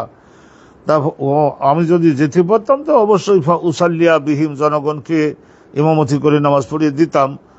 ও আদিত্য ইয়া রাসূলুল্লাহ, ওয়াও দাল দাল, ওদ্দুন মানে তামান্না করা, আশা করা। আমি আশা করতেছিলাম, হে আল্লাহ রসুল, ইন্নাকা তাআতিনি, আপনি দয়া অনুগ্রহ করে যদি আমাদের বাড়িতে একদিন আসতেন, ফাতুসাল্লিয়া, আপনি একটা জায়গায় দাঁড়িয়ে যদি সালাত আদায় করে দিতেন, ফি বাইতি, আমার ওই পরিবারের ঘর বাড়ির মধ্যে, ফাআত্তাখিযাহু মুসাল্লা, তাহলে সেই জায়গাটাকে পরবর্তীতে আমি ও আমার পরিবার, আমার বংশধরেরা মুসাল্লা, সালাত আদায়ের জন্য একটা নির্ধারিত তাবাররুকালা জায়গা হিসেবে আমরা বানিয়ে নিতে পারতাম। কলা, তা এখানে বর্ণনাকারী বলতে কি, বর্ণনাকারী ইতবান ইবনে মালিক, আর ওনার ছাত্র হলেন মাহমুদ ইবনে রবি'। ক্বালা ফাকালা লাহু রাসূলুল্লাহ সাল্লাল্লাহু আলাইহি ওয়াসাল্লাম, ইতবান ইবনে মালিক বলেন, ফাকালা লাহু রাসূলুল্লাহ, এই প্রস্তাব দাবি করবার পরে রাসূলুল্লাহ তাকে উদ্দেশ্য করে বললেন যে সাআফআলু ইনশাআল্লাহ, আল্লাহ নবী তো ইনশাআল্লাহ সহ ভবিষ্যতের কাজকর্মগুলো বলতেন, ইনশাআল্লাহ আল্লাহ পছন্দ করলে আমি তোমার এই দাবিটা বাস্তবায়ন করে দেখাবো, করবো, তোমাদের বাড়িতে যাব। কলা ইতবানু, হযরত ইতবান ইবনে মালিক বলেন, আল্লাহ নবী আবার যাবো করে অনেকদিন পিছাই দিলেন না। ফাগাদা আলাইয়া রাসূলুল্লাহ সাল্লাল্লাহু আলাইহি ওয়াসাল্লাম, আল্লাহর নবী তশরিফ মানলেন পরের দিন সকালেই মানে ওই 11টার সময়, 10টা থেকে 11:30 এর মধ্যে। গাদা গোদোয়াতুন থেকে গায়েন দাল এবং তারপর ওয়াও, জোহর নামাজের আগে কোনো একটা কাজ সম্পন্ন করা। তাইলে নবী করিম সাল্লাল্লাহু আলাইহি ওয়াসাল্লাম তশরিফ আনলেন, আমাদের বাড়িতে তশরিফ আনলেন হুজুর। আবু বকর সিদ্দিক আনলেন হিনা ইরতাফা নাহার, তখন সূর্যটা একটু উঁচুতে উঠে গেছে, ওই যে 10টা, 10:30, 11টা, 11:30 এই রকমের সময়ের মধ্যে। ফাস্তাযানা রাসূলুল্লাহ সাল্লাল্লাহু আলাইহি ওয়াসাল্লাম, বাহিরে থেকে সালাম দেওয়ার মাধ্যমে রাসূলুল্লাহ ঘরের মধ্যে প্রবেশ করবার অনুমতি চাইতেন। সবসময় রাসূলুল্লাহর এটা সুন্নাহ ছিল। ফাস্তাযানা রাসূলুল্লাহ বাহিরে দাঁড়িয়ে সালাম দিয়ে অনুমতি চাইলেন। ফাআযিনতু লাহু, আল্লাহ নবীকে ভেতরে তশরিফ আনবার জন্য আমরা সকলে সুন্দর করে দাবি জানালাম। আর রাসূলুল্লাহর কি আর এজেন্ট দেওয়া লাগে? রাসূলুল্লাহ তশরিফ আনেন করে সবাই পড়লাম সবাই। ফালাম ইয়াজলিস হিনা দাখালা আল বাইত, আমাদের ঘরের মধ্যে প্রবেশ করে রাসূলুল্লাহকে আগে আমরা বসলাম, হুজুর একটু মেহেরবানি করে বসে একটু বিশ্রাম করে নেন। তো উনি বললেন যে না, আগের কাজ আগে। ফালাম ইয়াজলিস, রাসূলুল্লাহ বসলেন না, হিনা দাখালা আল বাইত, ঘরের মধ্যে প্রবেশ করার পরে। সুম্মা কয়লা, রাসূলুল্লাহ সাল্লাল্লাহু আলাইহি ওয়াসাল্লাম বসলেন না, অতঃপর বললেন, জিজ্ঞাসা করলেন কি আইনা তুহিব্বু আন উসাল্লিয়া মিন বাইতিকা, তোমার এই ঘরের কোন কামরাটার মধ্যে তুমি পছন্দ করো আমি তোমাকে নামাজ পড়িয়ে জায়গাটা নির্ধারণ করে দিব। কয়লা, তখন ইতবান ইবনে মালিক বলেন, ফাআশারতু লাহু, আমি রাসূলুল্লাহ সাল্লাল্লাহু আলাইহি ওয়াসাল্লামের মুখের সাহায্যে বললাম, হুজুর ওই দক্ষিণ সাইডে, এইরকম একটা বললেন। ফাআশারতু লাহু, আর হাতের ইশারাও করলাম, হুজুর ওই কামরাটার মধ্যে এই জায়গাটায় যদি দয়া করে দাঁড়ান। ফাআশারতু লাহু, রাসূলুল্লাহর জন্য ইশারা করে নির্দেশনা করে আমি দেখিয়ে দিলাম, ইলা নাহিয়াতিন মিনাল বাইত, ওই ঘরের মধ্যে একটা কর্নারের একটা কামরা। ফাকাম রাসূলুল্লাহ সাল্লাল্লাহু আলাইহি ওয়াসাল্লাম ওই জায়গায় দাঁড়ালেন। একামাত হলো, হযরত আবু বকর সিদ্দিক রাদিয়াল্লাহু তাআলা আনহু ছিলেন। একামাত হলো, ফাকাব্বারা রাসূলুল্লাহ সাল্লাল্লাহু আলাইহি ওয়াসাল্লাম আল্লাহু আকবার বলে নামাজ শুরু করলেন। ফাকুমনা, আমরা ধড়ধড় করে আমরাও নিজেরাও দাঁড়িয়ে গেলাম। ফাসাফাবনা, আমরা সারিবদ্ধ হয়ে গেলাম নবীর পেছনে। ফাসাল্লা রাকাতাইনি, ওই আগের হাদিসটাই। ফাসাল্লা রাকাতাইনি, নবী করিম সাল্লাল্লাহু আলাইহি ওয়াসাল্লাম 2 রাকাত সালাত আদায় করলেন। সুম্মা সাল্লাম, সালাম ফেরালেন। ক্বালা, হযরত ইতবান ইবনে মালিক বলেন, ইতবান ইবনে মালিক বলেন, হযরত ইতবান ইবনে মালিক উনি বলেন যে ওয়াহাবাসনাহু আলা খাজিরা, সালাত আদায় তো করে দিলেন আমাদের, কিন্তু আমরা তো আল্লাহ নবীরে আনতে পারছি কৌশল করে, তো এখন নবীকে কিছু খানা না খাওয়াই আমরা কি যেতে দেবো? আমরা কি এত অবিবেচক? এবং আল্লাহ রসুলের প্রতি আমাদের আদবের ব্যাপার আছে না? তো উনি বললেন ফাহাবাসনাহু, আমরা নবী করিম সাল্লাল্লাহু আলাইহি ওয়াসাল্লাম চলে যেতে চেয়েছিলেন, কিন্তু আমরা আটকালাম। একটা দাবিতে তো আটকাতে হয়। আলা খাজিরা শব্দের অর্থ হলো এই যে আটা, ময়দা, সুজি, এইগুলি সহকারে আর দুধ দিয়ে, তারপরে গোশতের খণ্ড দিয়ে, ঘি, মধু, এই সমস্ত অনেকটা জিনিস মিক্সার করে, খেজুর টেজুর দিয়ে তারপরে ওই দেশে একটা খাবার তৈরি হতো। সেটা খুবই খাওয়াও যায় সহজে, এবং সেইটা স্বাস্থ্যের জন্য খুবই অনুকূলে এবং খুবই স্বস্তিদায়ক, আনন্দদায়ক, সুখদায়ক খাজিরা বলা হয়, খাজিরা জাতীয় খানা। আমরা দেশে এই ধরনের অনুষ্ঠিত পোলাও এবং গরুর গোশত, খাসির গোশত, দেশি মুরগির গোশত, মাছের শাকসবজি, কত জিনিস আমরা তৈরি করি না, মিষ্টি মিঠাই, অনুরূপভাবে শাকসবজি, বিভিন্ন ধরনের আমরা। আর ওই সমস্ত দেশে আল্লাহ নবীর ওনারা সকলে ওই রকম খাবার পেছনে লেগে থাকলে তো ইসলাম কায়েম হতো না। তো ওখানে বলছেন যে লাহমন ইউক্তাউ সিগারান, গোশত ছোট ছোট করে খণ্ড খণ্ড করে কাটা হয়, আলামা ইনকাসির, প্রচুর পরিমাণে পানি দেওয়া হয়, ফায়জা তাদবাহু, তাদবাহু, তাদবাহু, দুইটা শব্দের অর্থ একই। যখন গোশত টোষ্টগুলো সিদ্ধ হয়েছে বলে মনে করা যায়, তখন জুর আলিহের দাকিক, তখন এই ধরনের আটা ময়দার গুঁড়াগুলা ওর মধ্যে দেওয়া হয়, এবং এই ধরনের দুধও দেওয়া হয়ে থাকে, দুধ তারপরে দুধ দেওয়া হয়ে থাকে, এবং অন্য ওর মধ্যে খেজুর দেওয়া হয়ে থাকতে পারে, খজুর দেওয়া হতে পারে, অনুরূপভাবে আর পনির এবং মাখন এ সমস্ত দেওয়া হতে পারে, অনেক জিনিস, শাকসবজি দুই একটা খণ্ডও দেওয়া হতে পারে, ডাঁটা শাক জাতীয় জিনিস হতো, সেগুলোও কেটে কেটে খোসা ছাড় ওর মধ্যে দেওয়া হতে পারে। ওই সমস্ত আমাদের দেশে যেমন আমরা আলু কিছু দিয়ে থাকি না, এরকম খাজিরা জাতীয় খাবার তৈরি করা হয়েছিল, আমাদের বাড়িতে তৈরি হয়েছিল। আল্লাহ নবী তশরিফ আনবেন, ওনার সঙ্গে 8-10 জন লোক তো থাকবেনই, সকলের আমরা একটা আপ্যায়ন করে বরকত নিব, আল্লাহর রহমতটা অর্জনের জন্য আমরা চেষ্টা করব। খাজিরা তৈরি করা হয়েছিল। তো ওইটা হুজুর, ইয়া রাসূলুল্লাহ, আপনি গ্রহণ না করলে হুজুর আমাদের একেবারে কলিজা ফিটে যাবে, এইরকম করে বলে কই আল্লাহ রসুলকে আমরা আটকাইছিলাম। শোনা না হলে রসুল্লাহর সম্মানে আমরা সেটা তৈরি করছিলাম আগেই। কয়লা হজরতে ইতবান ইবনে মালিক বলেন, ফাসাবা ফিল বাইতি রিজালুন মিন আহলি আদ-দার। তো হজরতে ইতবান ইবনে মালিক বলেন, আল্লাহ নবী তশরিফ আনছেন, এই কথা শুনি ওই মহল্লার আরও যত লোকজন আছে, প্রত্যেক বাড়ির থেকে 1-2 জন করে পুরুষ লোক, গোটা লোক, মহিলা, বুড়িরা সকলে জমায়েত হলো। হযরত ইতবান ইবনে মালিক বলেন, সাহাবা অর্থ হলো যা তশরিফ আনেন ওয়াস্তামা, একত্রিত হওয়া। এই জন্যই আমরা বলে থাকি না, মক্কা শহরকে, কাবা ঘরকে আল্লাহ কোরআন শরীফ বলেন মাসাবাতাল লিন্নাস, ওয়াই জাআলনাল বাইতা মাসাবাতাল লিন্নাস।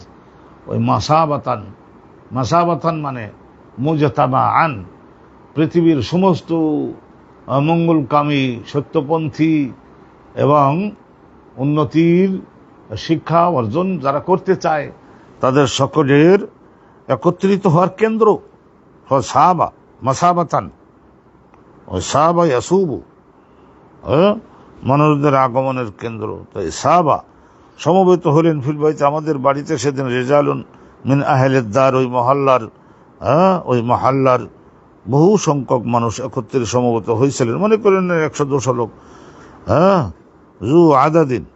জু আদাদিন অনেক মানুষ একত্রিত হলেন রাসূলুল্লাহর তশরিফ আনবার সংবাদ শুনিয়ে। ফাজতামাউ, তারা সকলে জমা হয়ে গেলেন। ফাকালা কাইলুন মিনহুম, তো উপস্থিত অনেক লোকদের মধ্য থেকে 2-1 জন থাকে না যে আরেকজনের একটু খাটো করবার জন্য, হিসাব করে দেখলো যারা যারা আসছে মহল্লা সবাই তো আসে নাই। তো ওনাদের উপস্থিত জনমণ্ডলীর মধ্য থেকে একজন বললেন কি একটা ঘটনা, বলছেন ওই অনুষ্ঠানে কি কি ঘটেছিল সেই সম্পর্কে একটা স্মৃতির কথা বলছেন। তো ওখানে যারা উপস্থিত হয়েছিলেন তাদের মধ্যে একজন বললেন, সকলে তো মুখ বন্ধ করে রাখা কি সম্ভব হয় বাড়ির মেজবান ইতবান ইবনে মালিকের জন্য? তো একজন বললেন যে আয়না মালিক ইবনে দোখায়েশেন, দক্ষনের তাসগীর দোখায়েশেন, মালিক ইবনে দোখায়েশেন কই, দেখতেছি না তো, তাকে আসে নাই নাকি? আল্লাহর নবী তশরিফ আনছেন আর সে মালিক ইবনে দোখায়েশেন, এই 4-5 বাড়ি পরে তার বাড়ি, এখন সে আসল না কেন?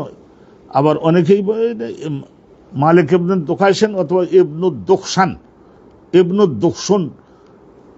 দোকশন আসে নাই, একজন জিজ্ঞাসা করলেন। ফাকালা বাযুম, আরেকজন উত্তর দিলেন, জালিকা মুনাফিকুন, ওরে ও আসবে কেন, সে তো মুনাফিক, ইমান দুর্বল মুনাফিক। সে আল্লাহর নবীর সংবাদ পেয়ে থাকলেও হয়তো দেখো বাড়িতে নাক ডেকে ঘুমাচ্ছে, রাসূলুল্লাহর প্রতি তার অত ভক্তি নাই, তার ঝাঁপাই পড়তো, আমরা সবাই আসছি, সে আসে নাই। তাইলে জালিকা মুনাফিকুন লা ইউহিব্বুল্লাহ ওয়া রাসূলুহু, আল্লাহ রাব্বুল আলামিনের মহব্বত তার দিলে অত নাই, আর আল্লাহ রাসূলের মহব্বত তার দিলে অত নাই।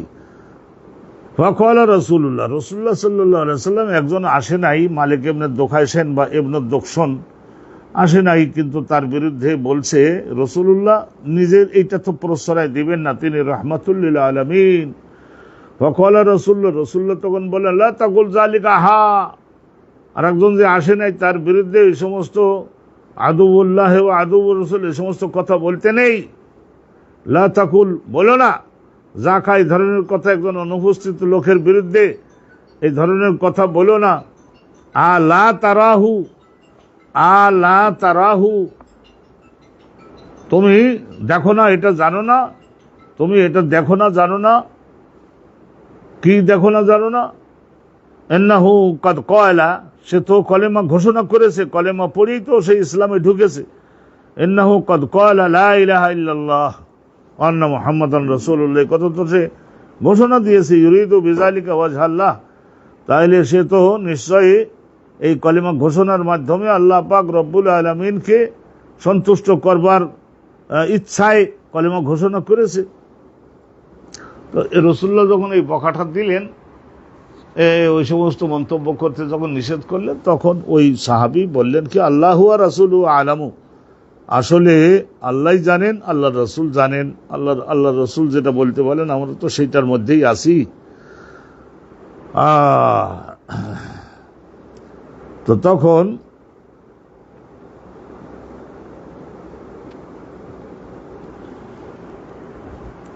উনি বললেন যে কয়লা,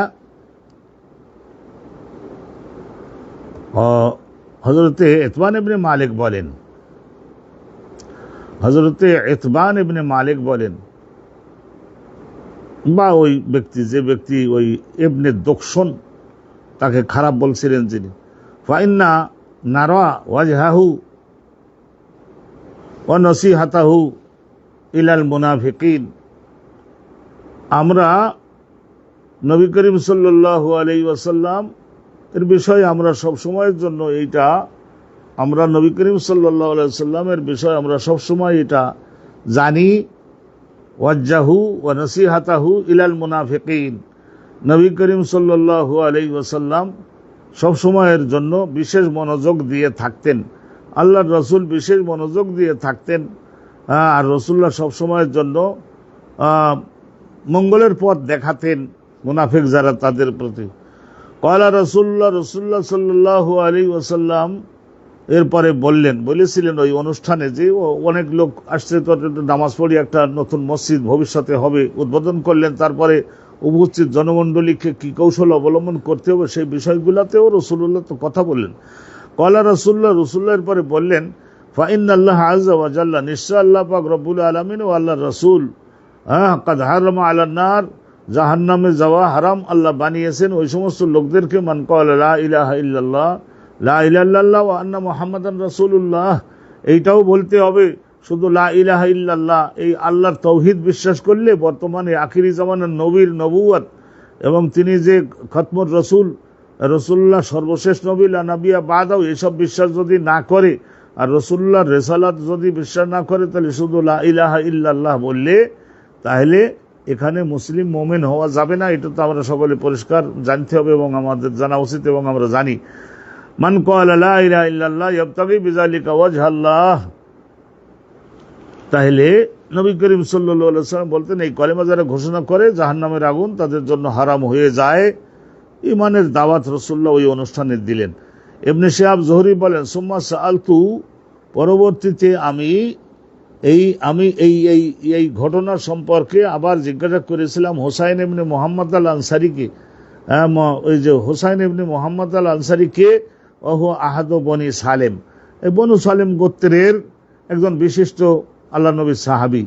তো উনি ওহুয়া মিন সারাতিহিম, সারিয়ন মানে আসলে হলো সর্দার, দলপতি।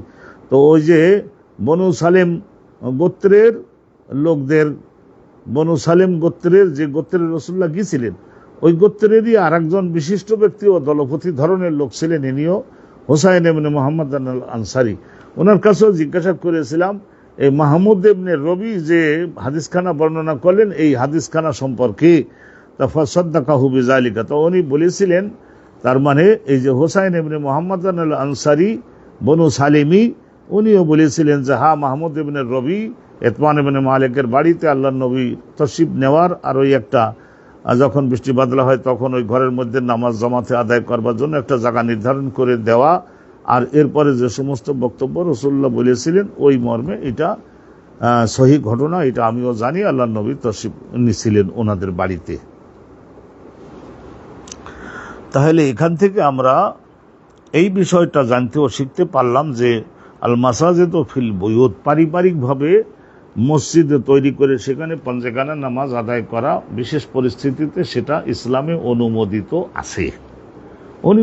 আছে। বৃষ্টি বাদলে আশেপাশে থই থই পানি, একটা বিরাট একটা অ্যাপার্টমেন্ট ভবন, সেখানে দেখা গেল যে প্রায় 100-র মতো ফ্যামিলি, এক এক ফ্যামিলিতে 5 জন করে হলেও তো 500 লোক বসবাস করে, তারা ওর মধ্যে একটা মসজিদ বানিয়ে নিতে পারবে না? পারবে, এটা শুদ্ধ আছে। বাবুন তায়াম্মুনু ফি দুখুলিল মসজিদে ওয়া গায়রিহি, এই বাবের মধ্যে আলোচনা করা হবে যে মসজিদে প্রবেশ করবার সময়ে আমাদের সকলকে ডান পা দিয়ে আগে প্রবেশ করতে হবে। শুধু মসজিদে প্রবেশ নয়, মনে করুন শিক্ষা প্রতিষ্ঠানে প্রবেশ করছি, অনুরূপভাবে ব্যবসা বাণিজ্যের কেন্দ্র যেখান থেকে হালাল রুজি উপার্জন করি, কলকারখানার মধ্যে প্রত্যেকেরই যে চেয়ার, সেই চেয়ারের মধ্যে বসতে যাচ্ছে, তো সেখানে ডান পা দিয়ে বিসমিল্লাহির রহমানির রহিম বলে ডাইনটাকে অগ্রাধিকার দেওয়া একজন মুসলমান। এমনকি একজন বক্তৃতা করবার সময়, বক্তব্য দেওয়ার সময় অনেক সময় কলবের মধ্যে যে কথাগুলি তৈরি হয়, সেই কথাগুলি প্রকাশ করবার সময় কিছু কথার স্ফুলিঙ্গ শিরার মাধ্যমে হাতের এই আঙ্গুলগুলির দিকেও তো চলে যেতে পারে। তো সেখানে এই যে ডাইন হাতটাকে ব্যবহার করা, লোকদের দেওয়ার সময়, নেওয়ার সময় অনুরূপভাবে খাদ্য গ্রহণ করা, সব ব্যাপারে শুধু মসজিদে প্রবেশ করা না, শুধু টয়লেটের মধ্যে প্রবেশ করবার সময়ে বাম পায়ে প্রবেশ করা এবং এই ধরনের বাম পায়ে প্রবেশ করা এবং বাহির হওয়ার সময় ডান পা ব্যবহার করা। আলহামদুলিল্লাহ রাব্বিল আলামিন। আর তায়াম্মুনু ফি দুখুলিল মসজিদে, সকল পরিস্থিতিতে ডানটাকে অগ্রাধিকার দেওয়া। ওয়াকানা ইবনে ওমর, হযরত আব্দুল্লাহ ইবনে ওমর ইয়াবদাউ বিরিজলিহি আল ইয়ুমনা, উনি ডান পা দিয়ে মসজিদে প্রবেশ শুরু করতেন, মসজিদ প্রবেশের ডান পা দিতেন। ফাইজা খারাজা, হযরত আব্দুল্লাহ ইবনে ওমর যখন বাহির হতেন তখন আবার বাহির হওয়াটা মসজিদের তুলনায় বাহিরের এলাকাটা তো দরজা মর্যাদার দিক দিয়ে একটু নিম্নমানের, সেই জন্য বাম পায়ে বের হতেন, বাম পা দিয়ে বের হতেন। এটা আমাদের বাচ্চাদেরকে শেখাতে হবে। হাদিস কানা শুনুন। হাদাসানা সুলাইমান ইবনে হারবিন ক্বাল হাদাসানা শুবাতু আনিল আশআস ইবনে সুলাইম আন আবিহি, আশআস রিওয়ায়াত করছেন তার বাপ সুলাইম থেকে, তিনি মাসরুক থেকে তাবেঈ। আন আয়েশা ক্বালাত কানা নবী সাল্লাল্লাহু আলাইহি ওয়াসাল্লাম ইউহিব্বুত তায়াম্মুন, রাসূলুল্লাহ কাছে খুবই পছন্দ ছিল, হৃদয়ে গ্রাহী ছিল তায়াম্মুন মানে ডাইন দ্বারা শুরু করা, ডাইন সাইড দিয়ে। মাস্তাতা, যতক্ষণ পর্যন্ত তার সক্ষমতা ছিল রাসূলুল্লাহ ডাইন দিয়ে শুরু করতেন। ফি শাআনিহি কুল্লিহি, প্রত্যেকটা কাজকর্ম, যেমন নাকি ওযু করবার সময় আগে ডাইন হাত ধোয়া, তারপরে বাম হাতও ধোবো, কিন্তু বাম হাতটা 2 নম্বরে ধোবো। তারা যদি মাথার চুল আছড়ানোর সময়, আর জুতা পরিধান করবার সময়ে, ওনার মসজিদে ঢোকবার সময়ে, কাউকে কিছু দেওয়ার সময়ে, কাউকে কিছু নেওয়ার সময়, সব জায়গায় ডাইনটাকে প্রাধান্য দিতেন নবী করিম সাল্লাল্লাহু আলাইহি ওয়াসাল্লাম। এই তায়াম্মুনু ফি দুখুলিল মসজিদে ওয়া গায়রিহি মানে শুধু মসজিদে ঢোকা না, অন্য যাবতীয় কাজে কর্মে ডানকে অগ্রাধিকার দেওয়া। এই বিষয়টা আমরা আলহামদুলিল্লাহ এখান থেকে জেনে নিলাম এখান থেকে। আর এরপরে যদি দেখা যায় আগের মসজিদ ছোট ছিল, আগে মসজিদ এই মহল্লায় নাই, তাহলে সেই মসজিদটা তৈরি করতে তো হবে একটা মসজিদ। তো সেই মসজিদটা কোন কোন স্থানে তৈরি করবার সময় কোন স্থানে মসজিদ তৈরি করা বৈধ হবে সে সম্পর্কে আলহামদুলিল্লাহ আমরা এখন হাদিস শুনিয়ে নিচ্ছি। এখানে ছোট ছোট 2-3খানা হাদিস রয়েছে। আলহামদুলিল্লাহ এই 3খানা হাদিস দ্বারা আজকের এই বাবটা আমরা শেষ করে দিতে চাই, আপনাদের সকলের সহযোগিতা আলহামদুলিল্লাহ, তাহলে আমাদের এক সাফা হয়ে যাবে। আলী ইউমবাসু কুবুর মুশরিকি আল জাহিলিয়া, জাহিলি জামানায় ওই মক্কা মদিনায় যে সমস্ত মূর্তি পূজক ছিল তাদেরও মারা গেলে মাটিতে দাফন করা হতো ওই মূর্তি পূজা করে বলেই আমাদের ইন্ডিয়ার এই সমস্ত মূর্তি পূজকদের মতো তাদের দেহগুলোকে দাহ করা হতো না। না না না, ওই সমস্ত এলাকায় জীবন নাই, তথাপি একজন মানবের দেহকে আগুনের দ্বারা পুড়াইয়ে নিজেদের জায়গাকে নিরাপদে রাখবার জন্য কবরস্থানের বাবদ যাতে জায়গায় আবার কবরস্থানের জায়গাগুলো খেয়ে না যায় এইরকম মনে করে করা, এটা খুবই অমানবিক। এটা সহ্য করা, নিজের বাপ, নিজের দাদা, নিজের সন্তান, নিজের ভাই, নিজের স্বামী, নিজের স্ত্রী এই দেহটাকে আগুনে পোড়াই ফেলা। অবশ্য বর্তমানে আমরা দেখছি যে সমাধিস্থ করা হচ্ছে, মাটির মধ্যে গর্ত খুঁড়িয়ে তার মধ্যে খুব সুসজ্জিত করে ধুয়ে মুছে গহনা পাতি এই সমস্ত ঘড়ি ঘন্টা সব কিছু দিয়ে তার ওর মধ্যে বসাইয়ে দেওয়া হয়। আমাদের দেশি অনেক মূর্তি পূজক ভাইয়েরা বর্তমানে এটা প্রচলিত করছেন, ওইটাকে অমানবিক বলছেন। খ্রিস্টানরা, ইহুদিরা, আসমানি ধর্ম যারা অনুসরণ করেন তারা সকলেই এই কবরস্থ করা, মাটির মধ্যে দাফন করে দেওয়া, দেখা যায় যে 10 বছর পরে গোশত এগুলি তো সব মাটিতে পরিণত হয়, আরও একটু সময় দিলে হাড়গুলাও মাটিতে পরিণত হয়। আলহামদুলিল্লাহ, এটা আমরা মুসলিমগণ নির্ধারিত থাকলে জিয়ারত করতে পারি, তাদের পরকালে যাতে সুখ শান্তি হয়। তো হালিয়ম্বাসু নাব্বাস বলা হয় না, তো জাহিলি জামানে এরকম ছিল যে কবর খুঁড়িয়ে সেখান থেকে অভাবের কারণে ওই দামি কাপড়গুলা, ওর সঙ্গে যদি গহনাপাতি মূল্যবান কোনো জিনিস থাকে সেগুলি আবার চোরেরা গোরখোদক না মানে গোরটা খুঁড়িয়ে তারপর এগুলি চুরি করে নিয়ে যেত। তো এই রকম করা কি জায়েজ হবে? জাহিলি জামানায় যে সমস্ত মূর্তি পূজক লোকেরা মারা গেছিল তাদের দাফন করা হয়েছিল, তারা মূর্তি পূজক ছিল, তাদের সমাধিগুলাকে আবার একটা বিশেষ কল্যাণকর কাজের কারণে ওখান থেকে কবরগুলাকে একটু হাড়গড় যদি পাওয়া যায় তাহলে সেগুলো একটু দূরে নিয়ে আর এক জায়গায় ভালো করে দাফন করে রেখে দিয়ে এই জায়গাটার মধ্যে একটা মসজিদ নির্মাণ করা জায়েজ আছে। ওই উত্তাখাজু মাকানুহা মাসাজেদান, আর এই কবরগুলির স্থানগুলিকে কবর দেওয়ার ওই স্থানগুলিকে গ্রহণ করা, পরিণত করা মসজিদে, লেকাউলিন নবী, এরকম বৈধ আছে। লেকাউলিন নবী সাল্লাল্লাহু আলাইহি ওয়াসাল্লাম, কারণ নবী করিম সাল্লাল্লাহু আলাইহি ওয়াসাল্লামের একটা নির্দেশনা আমরা এইভাবে পাই। কি পাই? লাআন আল্লাহু আল ইহুদা, আল্লাহ নবী বলেছিলেন যে আল্লাহ রাব্বুল আলামিনের অভিশাপ ওই সমস্ত ইহুদি লোক যারা জীবিত রয়েছে, ইহুদি, এই জিউ বলা হয় ওদেরকে, মুসা নবীর অনুসরণকারী হওয়ার দাবি করে, এই ইহুদিদের উপরে আল্লাহর অভিশাপক, ইত্তাখাযু কুবুরা আমবিয়াইহিম মাসাজিদা, তাদের গোত্রের মধ্যে তাদের হেদায়েতের জন্য যুগে যুগে আল্লাহ বহু নবী রসুল পাঠিয়েছিলেন। তো জাহিলি জামানায় ওই সমস্ত নবী রসুলগণ মৃত্যুবরণ করলে তাদের ওই কবরগুলির ওই জায়গাগুলাকে ওই ধরনের আগেকার আমলে, যদিও ছবি আমাদের জামানার সোয়ারে শামসিয়া যেগুলি বলা হয়, লাইটের মাধ্যমে যে হার্ড ফটো যেগুলি উঠানো হয়, এই সমস্ত যন্ত্র তো সেই যুগে আবিষ্কার হয় নাই, কিন্তু সেই জমানার লোকেরা তাদের স্মৃতির শক্তি অনেক ধারালো জোরালো ছিল। তো ওই ব্যক্তির নাসিকা কেমন, দেহের উচ্চতা কেমন, এই ধরনের পাথরের মধ্যে খোদাই করে, ইটের মধ্যে খোদাই করে একটা ব্যক্তির প্রতিচ্ছবি, একটা মূর্তি অবিকল ওই ব্যক্তির মতো তৈরি করে তারপর কবরের পাশে রেখে দিত এবং বোঝাতো ওই লোককে দেখে, যাতে সবাই বোঝে যে এখানে দাফন যিনি হয়ে রয়েছেন তিনি হচ্ছেন ইনি। এরকম করতো। তো রাসূলুল্লাহ সাল্লাল্লাহু আলাইহি ওয়াসাল্লাম বলেছিলেন যে এগুলি কি ভেঙে দাও, ধ্বংস করে ফেলো। ওমা ইউকরাহু মিনাস সালাতি ফিল কুবুর, আর মাকরুহ, ইসলামে খুবই মাকরুহ, অপছন্দনীয়, অবৈধ যে কবরস্থানে গিয়ে নামাজ পড়া, কবরটাকে সামনে নিয়ে নামাজ পড়া, নামাজ পড়ে তারপরে, তাহলে এই বিষয়টা অবশ্য বিস্তারিত আলোচনা করার দরকার। আমরা অত বিস্তারিত আলোচনা এখানে করব না। ওমা ইউকরাহু, আর এটাও অপছন্দনীয় একটি বিষয় যে as-সালাত ফিল কুবুর, ওই কবরস্থানের উপরে মসজিদ বানাইয়ে তারপরে সেখানে নামাজ আদায় করা। কিন্তু ওই কবরস্থানে যিনি দাফন হয়ে রয়েছেন তার উদ্দেশ্যে সালাত আদায় করা, এইটা মাকরুহ এবং হারাম।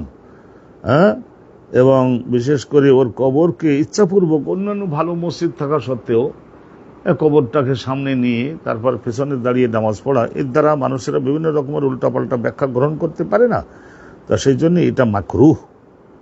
और ওমর ইবনুল খাত্তাব, হযরত ওমর ইবনুল খাত্তাব সম্পর্কে একটা হাদিস বর্ণিত আছে, আনাস ইবনে মালিককে উনি একবার দেখছিলেন যে একটা কবর সামনে পেছনের দিকে হযরত আনাস বিন মালিক নামাজ আদায় করতেছেন। ফকলা, তো হযরত ওমর, আনাস বিন মালিক যেহেতু বয়সে ছোট, নবীর খাদেম, আদর যত্ন করতেন, তো উনি বলেন আল কবর, আল কবর, এই কবর কবর কবর কবর, সামনে কবর, ওই কবর সামনে নিয়ে সালাত আদায় করো না। আনাস বিন মালিক, ওখান থেকে ওটাও অন্য জায়গায় ভালো জায়গায় যেয়ে নামাজ পড়ো।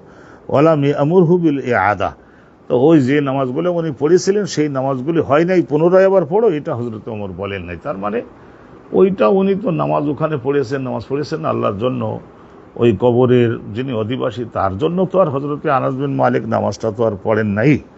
অতএব এই জিনিসটা সুন্দরভাবে আমরা বুঝলাম। আলহামদুলিল্লাহ, এটা গেল একটা হেডিং। এই হেডিংয়ের পরে আল্লাহ তাআলার মেহেরবানি হলে আমাদের এখানে দোখানা হাদিস আছে, তবে দোখানা হাদিস, এই হাদিস দোখানায় সহজ বক্তব্য, আপনারা ইতিপূর্বে শুনে থাকবেন, তাইলে শুনে নিন। হাদাসানা মুহাম্মদ ইবনুল মুসান্না, হাদাসানা মুহাম্মদ ইবনুল মুসান্না ক্বালা হাদাসানা ইয়াহিয়া আন হিশামিন।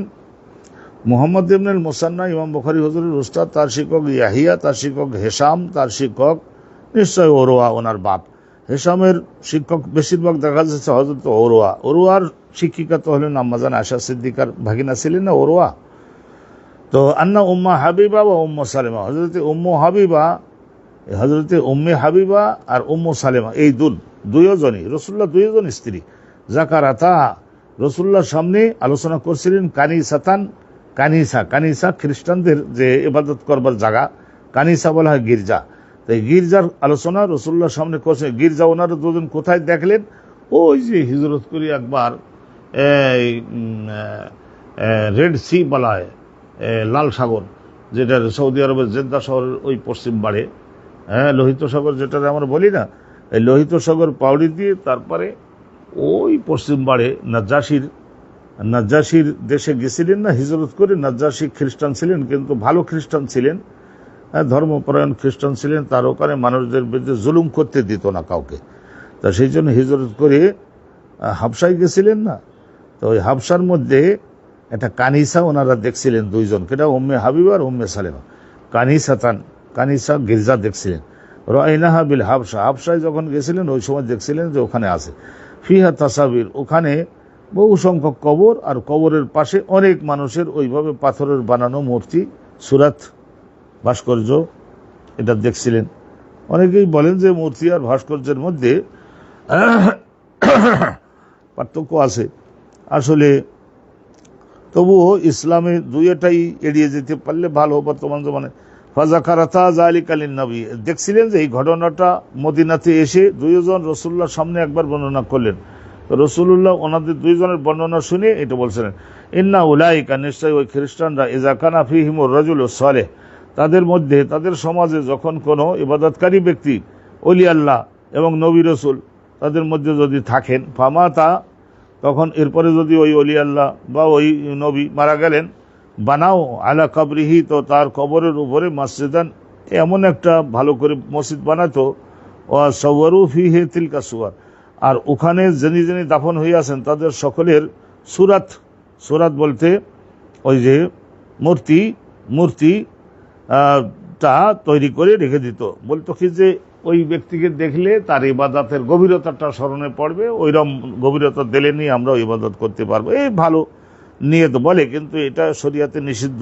কোরআন হাদিসের মধ্যে তো বলে দেওয়া আছে সব কিছুই, আবার ওখান থেকে দেখে করবার দরকার নাই। সওয়ারু ফিহি তিলকা সুওয়ার, তাইলে তখন ওই মসজিদের মধ্যে ওখানে যারা যারা দাফন হয়ে রয়েছেন তাদের সকলের মূর্তিগুলিকে এইভাবে পাথরের সাহায্যে তৈরি করে রাখত। এটা বিদেশে, আমেরিকা সহ অন্য জায়গায় আমি যে সমস্ত দেশে গেছি, তো দেখা যায় যে ওই আব্রাহাম লিঙ্কন বা তার ভাই, এইরকমভাবে বড় বড় প্রেসিডেন্ট যারা ছিলেন তাদের সকলের বাড়ির সামনে বিরাট একটা পুকুর, সুন্দরভাবে দিঘি, সুন্দরভাবে ঘাটলা দেওয়া, আর ওই জায়গায় ওনার সমাধি বানিয়ে তার পাথরের বানানো মূর্তিটা তৈরি করে রেখে দিয়েছে, যে আমেরিকার জনগণের উন্নতির জন্য তিনি কি কি ভূমিকা পালন করেছিলেন ওইগুলো দেখলে ওই তার অবদান সমূহ তাদের স্মরণে পড়বে, এই উদ্দেশ্যে তারা করে। কিন্তু আমাদের এই ধরনের না। ওয়াসাওয়ারু ফিহি তিলকা সুওয়ার ওয়া উলাইকা শিরারুল খালক, রাসূলুল্লাহ বললেন যে এরা আল্লাহর সৃষ্টির মধ্যে এরা নিকৃষ্ট সৃষ্টি, ইনদাল্লাহি ইয়াউমাল কিয়ামত, কিয়ামতের দিনে এদেরকে ভীষণভাবে শাস্তি দেওয়া হবে। কারণ ওই সময় মানুষ ভুল করে ওই সমস্ত ইতিহাস জানতে জানতে জানতে জানতে শেষ পর্যন্ত মানুষেরা ওই সমস্ত ব্যক্তিদের পায়ে বা তাদের দেহে, তাদের মুখে মুখে প্রথমে মুখ লাগায়, তারপর কপাল লাগায়, তারপরে তাদের কাছে মঙ্গলের জন্য দাবি করে। অথচ মঙ্গল দেওয়ার জন্য, রহমত দেওয়ার জন্য প্রত্যেক ব্যক্তির প্রতি আল্লাহর নির্দেশ হলো যে আল্লাহ রাব্বুল আলামিনের কাছে প্রত্যেককে কি করতে হবে? আল্লাহ রাব্বুল আলামিনের কাছেই প্রার্থনা করতে হবে। এই একখানা হাদিস শুনলেন। আর একখানা হাদিস রয়েছে অত্যন্ত সহজ, আলহামদুলিল্লাহ। আপনারা এইটা আলোচনা করে নিলেই আমরা এক সাফা দৈনিকভাবে আপনাদের উদ্দেশ্যে আলোচনা করবার যেটা কৌশল নিয়েছি। কিতাবুস সালাতটা আয়তনে একটু বেশি বড় আছে, কারণ সালাতের মতো এত বড় গুরুত্বপূর্ণ ইবাদত, এত বড় প্রকাশ্য ইবাদত আর জগতের দ্বিতীয়তা লক্ষ লক্ষ মানুষ মুসলমান জাতির আজান এবং সালাত দেখে দেখে তো ইসলাম কবুল করতেছে, আরো করবে। হাদাসানা মুসাদ্দাদুন ক্বালা হাদাসানা আব্দুল ওয়ারিস। আপনারা তো বুঝে যাচ্ছেন, ইমাম বুখারী হুজুরের শিক্ষক মুসাদ্দাদ ইবনে মুসারহাদ, তার শিক্ষক আব্দুল ওয়ারিস, তার শিক্ষক আবু তাইয়া, তার শিক্ষক আনাস বিন মালিক। আনাস বিন মালিক বলেন, কাদিমান নবী সাল্লাল্লাহু আলাইহি ওয়াসাল্লাম মদিনাতে, রাসূলুল্লাহ সাল্লাল্লাহু আলাইহি ওয়াসাল্লাম মদিনাতে যখন তশরিফ আনলেন, ফানাজালা আ'লাল মদিনা, এই মদিনা শরীফের আ'লা বলতে উঁচু অঞ্চল। এখানে মদিনা মুনাওয়ারার একটা হলো নিচু অঞ্চল আর একটা হলো একটু হাইল্যান্ড, উঁচু অঞ্চল। তো মদিনা মুনাওয়ারার ওই উঁচু অঞ্চলের মধ্যে রাসূলুল্লাহ সাল্লাল্লাহু আলাইহি ওয়াসাল্লাম এসে প্রথমে নামছিলেন ফি হাইয়ন, এমন একটা কবিলার মধ্যে রাসূলুল্লাহ নামছিলেন প্রথমে। ইউকালু লাহুম বানু আমর ইবনে আউফ। বানু মানে বংশধরগণ, আমর ইবনে আউফের বংশধরগণ, বিরাট একটা গোত্র। তাদের ওখানে মনে করেন 10 থেকে 15,000 অধিবাসী তাদের রয়েছে। তাদের ওই জায়গায় রাসূলুল্লাহ গিয়ে ওখানে ছিলেন। আকামান নবী ও নবী করিম সাল্লাল্লাহু আলাইহি ওয়াসাল্লাম মদিনাতে তাদের মধ্যে অবস্থান করেছিলেন। ফিহিম তাদের মধ্যে 24 একটু রিওয়ায়াতের মধ্যে ভিন্নতা থাকতে পারবে। তো এখানে দেখা যাচ্ছে রাসূলুল্লাহ তাদের ওখানে ছিলেন কি, এই যে 24 দিন ছিলেন, লাইলাতুন 24 দিন।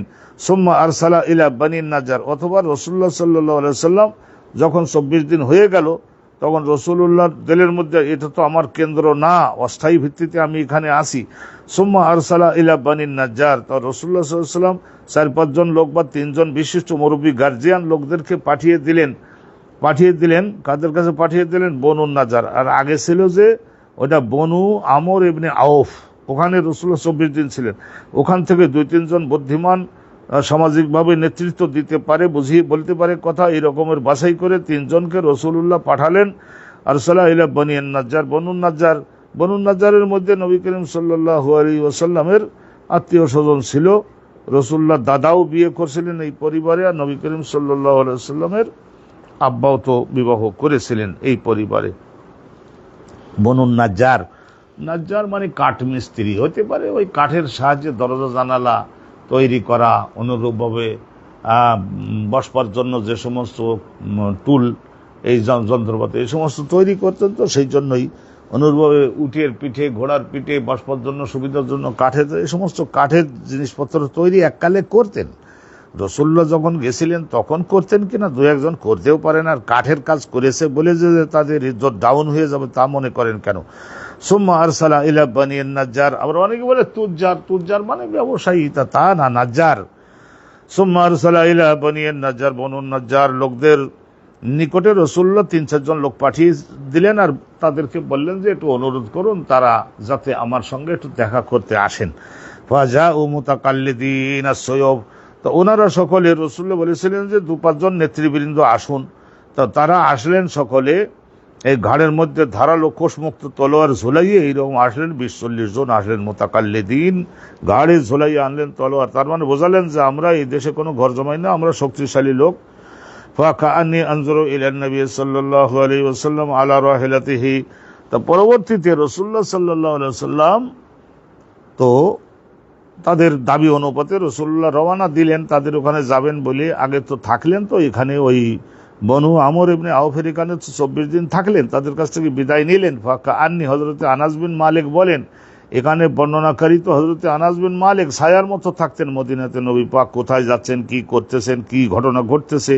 আর 8-10 বছরের বয়স, এগুলিতে এখন বর্তমানে 8-10 বছরের বয়স কেন, এই বর্তমানে জমানায় এই 4-5 বছরের ভালো মেধাবী ছাত্র 6 বছর তাই কোরআন শরীফ মুখস্থ করে ফেলে। আর তো আনাস বিন মালিক 10 বছর বয়স। ফাকা আন্নি আনজুরু ইলান নবী, যেন আমি এখনো চোখ বন্ধ করলে দেখতে পাচ্ছি আল্লাহর নবীকে আলা রাহিলাতি রাসূলুল্লাহ সাল্লাল্লাহু আলাইহি ওয়াসাল্লাম, তার নিজের ওই বহনকারী উটনির পৃষ্ঠে আরোহণ করে যেতে লাগলেন। ও আবু বকরিন ইয়াদফুহু, নবী করিম সাল্লাল্লাহু আলাইহি ওয়াসাল্লাম ওই দিনে বিশেষ করে এখান থেকে অল্প একটু জায়গা, ধরেন আপনার 2 মাইল হবে, 2 মাইল নয় 3 মাইল হবে, এরকম হযরত আবু বকর সিদ্দিককে রাসূলুল্লাহ সাল্লাল্লাহু আলাইহি ওয়াসাল্লাম ওই দিনে বিশেষ করে নিজের উটের পেছনে বসাইছিলেন। আবু বকর সিদ্দিক, আপনি আমার পেছনে বসেন, মহাবিপদের সময় আমার সঙ্গে, এখন তো অনেক সম্মান হইতেছে, তো আমার পাশে আপনি বসেন।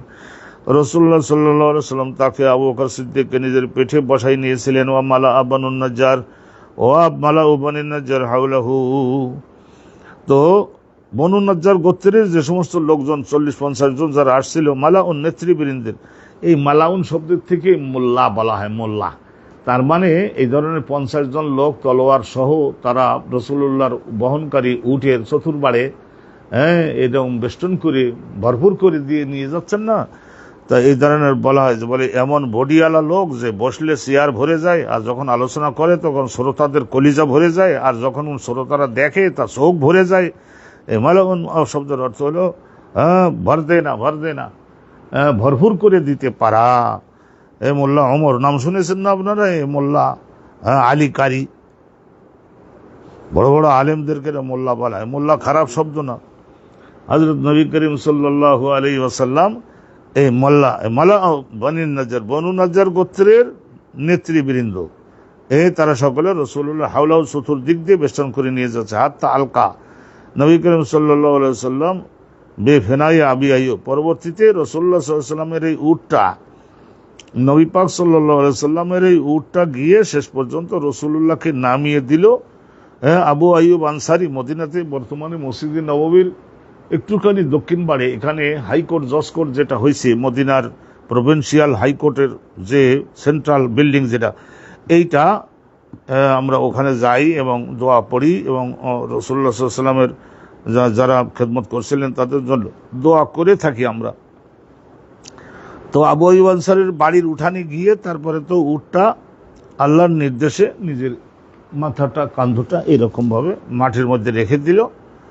ওয়াকানা ইউহিব্বু আন ইউসাল্লা, নবী করিম সাল্লাল্লাহু আলাইহি ওয়াসাল্লামের সারা জীবনের এইটা আকাঙ্ক্ষা ও আকাঙ্ক্ষা তীব্রভাবে ছিল। রাসূলুল্লাহ খুব মহব্বত করতেন, পছন্দ করতেন আন ইউসাল্লিয়া হাইসু আদরাকাতু সালাতু, নামাজের রক্ত হয়ে গেলে নবী করিম সাল্লাল্লাহু আলাইহি ওয়াসাল্লাম নামাজটা আগে আদায় করে নিতে হয়। ওয়া ইউসাল্লি ফি মারাবিদিল গানাম, আর নবী করিম সাল্লাল্লাহু আলাইহি ওয়াসাল্লাম মাঝে মধ্যে এমনও হয়েছে যে ওই দেশ, মানে ওদের সম্পদ বলতেই তো আমাদের মতো ধান গমের চাষ তো আর ওই দেশে সাধারণত হয় না, তো ওই দেশের লোকেরা বেশিরভাগ ছিল ব্যবসা বাণিজ্য করে, আর মদিনাতে অবশ্য শাকসবজি ফল ফলাদির চাষ কিছু হতো, কিন্তু ধান গম যেটা প্রধান ফসল সেটা হতো না।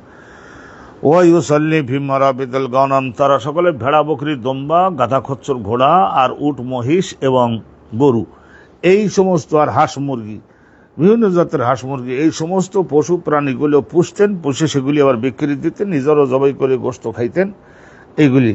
তো নবী করিম সাল্লাল্লাহু আলাইহি ওয়াসাল্লাম অনেক সময় দেখা গেছে যে জায়গা, ভালো জায়গা না পাওয়ার কারণে ভেড়া বকরি দম্বা যে সমস্ত জায়গায় লোকেরা বেঁধে রাখে, আরবের লোকেরা তাদের ভেড়া বকরি দম্বা তো প্রচুর হয়, তো সেই জন্য তারা তো আর আমাদের মতো ওই রকম 4-5টা 10টা তো আর না, তাদের হয়তো 100, 200, 500, 1000, 2000 এইরকম হয়ে থাকে। তো ছাগল, ভেড়া, বকরি, দুম্বা, গাধা, খচ্চর, ঘোড়া এগুলি করবার জন্য ওই তারা সকলে কাঠ দিয়ে দিয়ে বেড়া মাটির মধ্যে হয়তো 2 হাত করে পুঁতে দিয়ে তারপরে এই ধরনের মোটো মোটো কাঠগুলি বাঁশের মতো এরকম চতুর্দিক দিয়ে একটা বেড়ার মতো দিয়ে দিত, ফেন্স যেটা আমরা বলি বেড়া, ওইটা ভেঙে তো আর ওই পশুরা চলে যাবে না, তো ওইগুলি বলা হয় মারবাদ, আশ্রয় স্থল, রাত যাপনের জন্য নির্ধারণ করে দেওয়া এই ভেড়া বকরি দুম্বা। ও আন্নাহু আমারা বিবিনাইল মসজিদ, এটা কখন রাসূলুল্লাহ করতেন? যখন মসজিদ তৈরি হয় নাই, তখন ওই সমস্ত জায়গায় যে জায়গাটাতে পেশাব টেশাব নাই, দিনের বেলা রোদ পড়ে শুকিয়ে একবার কাঠ হয়ে গেছে, তো ওই জায়গায় একটা কাপড় চামড়ার এটা বিছাইয়ে রাসূলুল্লাহ নামাজ পড়িয়ে নিতেন জামাতে। ও আন্নাহু আমারা বিবিনাইল মসজিদ, নবী করিম সাল্লাল্লাহু আলাইহি ওয়াসাল্লাম মদিনাতে যাওয়ার পরে বললেন যে আগে একটা আল্লাহর ইবাদত করবার জন্য একটা মসজিদ নির্মাণ করতে হবে, সাহাবারা তোমরা প্রস্তুতি লও। ফারসালা ইলা মালা ইবনে নাজ্জার, বনু নাজ্জার সম্প্রদায়ের লোকেরা, যাদের এখানে রাসূলুল্লাহ আসছিলেন আবু আইয়ুব আনসারীর বাড়িতে থাকলেন অবশ্য, তাইলে এই বনু নাজ্জার গোত্রের লোকদের মধ্যে নেতৃবৃন্দ তাদের ডাকলেন। ফাকালা ইয়া বনি নাজ্জার, রাসূলুল্লাহ তাদের কাছে প্রথম প্রস্তাব উঠাইছিলেন, ইয়া বনি নাজ্জার, হে বনু নাজ্জার গোত্রের নেতৃবৃন্দ, সামিনুনি বিহায়াতিকুম, আপনাদের এখানে যে একটা ওই যে গাছ বা খেজুর গাছের একটা বাগান দেখতেছি, ওই জায়গাটা আমার পছন্দ হয়েছে, ওই জায়গাটাতে মসজিদ বানাবো। ওই এখন বর্তমানে মসজিদে নববী যেটা, এই মসজিদে নববীর এই জায়গাটা খেজুর বাগান ছিল, আর কিছু ছিল এই ধরনের কিছু খেরবা বলা হয়, উঁচু নিচু জায়গা, সেখানে কোনো লোক বসবাস করে না, এককালে হয়তো করতে হতে পারে, এখন হলো উঁচু নিচু ঢিবি মতো জায়গা, আর কিছু ছিল খেজুর গাছ, এরকম ছিল। তো রাসূলুল্লাহ বললেন, সামিনুনি, তোমরা আমার সঙ্গে দরদাম ঠিক করো, আমি টাকা পয়সা দিয়ে তোমাদের এই জায়গাটা কিনে নেব, আপনাদের এই জায়গাটা আমি কিনে নিব, আর ওই জায়গায় আপনাদের এই বাগানটা আমাকে দিতে হবে। বুস্তানাকুম হাজা কওলুল্লাহ, তখন ওই বনু নাজ্জার গোত্রের লোকেরা বলেছিল যে কঠিন কালেও তা হবে না, ওয়াল্লাহি ইয়া রাসূলুল্লাহ, আল্লাহর কসম করে বলি, লা নাতলুবু সামানাহু, এর তো দাম মূল্য আমরা নিতে পারবো না, আপনার কাছে দাম চাইতে পারবো না, ইল্লা ইলাল্লাহি আযজা ওয়া জাল্লা, দাম আমাদেরকে আল্লাহ রাব্বুল আলামিন দিবেন, আমরা জমি দিব, আপনি মসজিদ বানাবেন, সেইটাতে রাজি হন। ক্বালা আনাস বিন মালিক, হযরত আনাস বিন মালিক বলেন, ফাকানা ফীহি মা আকুলু লাকুম কুবুরুল মুশরিকিন, আনাস বিন মালিক বলেন, ওই বাগানের মধ্যে শুধু কেবল খেজুরের বাগান না, আর কি কি ছিল সেগুলি আমি বলে দিচ্ছি তোমাদেরকে। ফাকানা ফীহি, ওই যে হায়েত বলা হয় পাঁচিল দেওয়া ফল বাগান, তো ওই ফল বাগান আরো ছিল, আমি তোমাদের বলি, কবুরুল মুশরিকিন, মুশরিকরা মানে রাসূলুল্লাহর আসবার আগের যারা, তারা তো সবাই মুশরিক, মূর্তি পূজক ছিলেন। মুশরিকরা যারা ছিল তাদের সকল, ইহুদিরা তারাও দাফন করত, নিজেদের মৃত ব্যক্তির লাশ দাফন করত মাটিতে, খ্রিস্টানরাও তো মাটিতে দাফন করে, গর্ত করে পুঁতে ফেলে। তো সবাইকেই মুশরিক বলে উনি বোঝাচ্ছেন যে মা কল্লাকুম কবরুল মুশরিকিন, মুশরিক মানে জাহিলি জামানার যে সমস্ত লোকজন মারা যায় তাদের সকলের দাফন করা হতো ওই বাগানটার মধ্যে। অফিহে খারেবন, আর ওখানে ছিল কিছু সংখ্যক জায়গা যেটা খারেব মানে উঁচু নিচু এবং আগাছা থাকে, এই ধরনের আগাছা বনগাছা আর উঁচু নিচু ঢিবি মাটির এইরকম ছিল ওই জায়গায়, ওই বাগানের মধ্যে। আর মুশরিকদের কিছু কবর ছিল। অফিহে নাকল ছিল খেজুর গাছ, প্রধানত খেজুর গাছ, অনেকগুলো খেজুর গাছ, কয়েকশো খেজুর গাছ। আমার নবী সাল্লাল্লাহু আলাইহি সাল্লাম, তো যাই হোক রাসূলুল্লাহ সাল্লাল্লাহু আলাইহি সাল্লাম তাদের কাছ থেকে ওই জায়গাটা, যতটুকু জায়গা মসজিদ বানাবার জন্য দরকার সেই জায়গাটুকু রাসূলুল্লাহ সাল্লাল্লাহু আলাইহি সাল্লাম তাদের থেকে নিলেন। ওরা ওইভাবে টাকা দিয়ে নিল না, কিন্তু রাসূলুল্লাহ যেখানে নিজের পরিবার যে থাকবেন, সেই পরিবার যে থাকবেন অল্প কিছু জায়গা, সেই জায়গায় দুইজন এতিম বাচ্চা ছিল, সেই এতিম বাচ্চা দুটা, ওরা একটা বিরাট হিস্টোরি আছে। ওই যে ইয়ামান দেশের সম্রাট তুব্বা একবার আক্রমণ করতে করতে আসছিল, ইয়ামান দেশ থেকে আক্রমণ করতে করতে আসছিল এই মদিনা পর্যন্ত। তারপর এসে তারা দেখছিল কিনা যে এখানে লোকেরা দিনে আমাদের বিরুদ্ধে যুদ্ধ করে, রাতে আবার তারা রান্না করা খাদ্য গোস্ত রুটি পণ্য ফল ফলাতে আমাদের জন্য দিয়ে যায়। তো আশ্চর্য হলো, তুব্বা বাদশাহ বলেছিল না যে তাই এখানে লোকরা এত ভালো। হে তুব্বা বাদশাহ তার সঙ্গে অনেক ইহুদি বড় বড় আলেম রাখতো, আলেম অ্যাডভাইজার। তা আলেম আপনারা একটু গুনি পড়িয়ে দেখেন দিন দেখি। তখন ওরা মাটি গুনি পড়িয়ে দেখলো যে আখিরি জামানার নবী যিনি আসবেন তিনি এই জায়গায় ঘাঁটি করবেন। তো ওই কথা জানবার পরে তখন ওই জায়গা থেকে কিছু জমি ক্রয় করে তারপরে চামড়ার কাগজের মধ্যে, চামড়ার তৈরি কাগজ তো সেই জমানায় হতো, তো কাগজ, ওই চামড়ার তৈরি কাগজের মধ্যে অমোচনী ও কালি দ্বারা ওই জমি যে কিনলো, তো সেইটা দলিল লিখে আখেরি জমানার নবী যেন এখানে ঘর বাড়ি তৈরি করেন এবং থাকেন। তা ওই ইয়ামান দেশের বাদশা তো এরকম করিয়ে গেছিল না, কিন্তু বিরাট ইতিহাস। তো ওই সময়ে যেহেতু দখল বলে একটা জিনিস আছে, ওই আসলে তো ইয়ামান দেশের বাদশা তুব্বা কিনে দিয়ে গেছে জমিটা, কিন্তু ওইটা দখলে দুজন এতিম ছিল। তো রাসূলুল্লাহ তাদের কাছে থেকে কিছু টাকা দিয়ে ওই জমিটা দখল বুঝে নিয়েছিলেন, ওই জায়গায় নিজের ঘর বানাইছিলেন। 8 জন স্ত্রী, তাদের সকলের জন্য এরকম কামরা, এক কামরা করে প্রত্যেকের।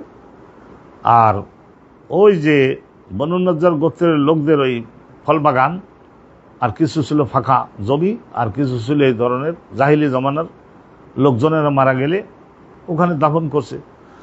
তো এই সবটা মিলেই কিনলেন। তখন এই খেজুর গাছগুলো কেটে ফেলা হলো, আর ওই যে উঁচু নিচু সমতল করা হলো। তারপরে ওই জায়গায় যে সমস্ত দাফন করা হয়েছে না মুশরিকদের মৃত লাশগুলি, সেগুলিকে উঠাইয়ে যদি হাড়গোড় পাওয়া যায় তাহলে অন্য আর এক জায়গায় সসম্মানে দাফন করে দিয়ে তারপরে নবী করিম সাল্লাল্লাহু আলাইহি ওয়াসাল্লাম সমতল বানিয়ে ওখানে মসজিদে নববী বানিয়েছিলেন। মসজিদে নববী বানিয়েছিলেন অফিহে খারেবন, মনোযোগ দিয়ে আপনারা ধরে থাকলে বুঝতে পারছেন নিশ্চয়ই। অফিহে নাখলুন, খেজুর গাছ ছিল, উঁচু নিচু ফাঁকা জমি ছিল, একটু আগাছা বনগাছা। আর মুশরিকের মানে ইসলাম আসবার আগের লোকদের দাফন করা।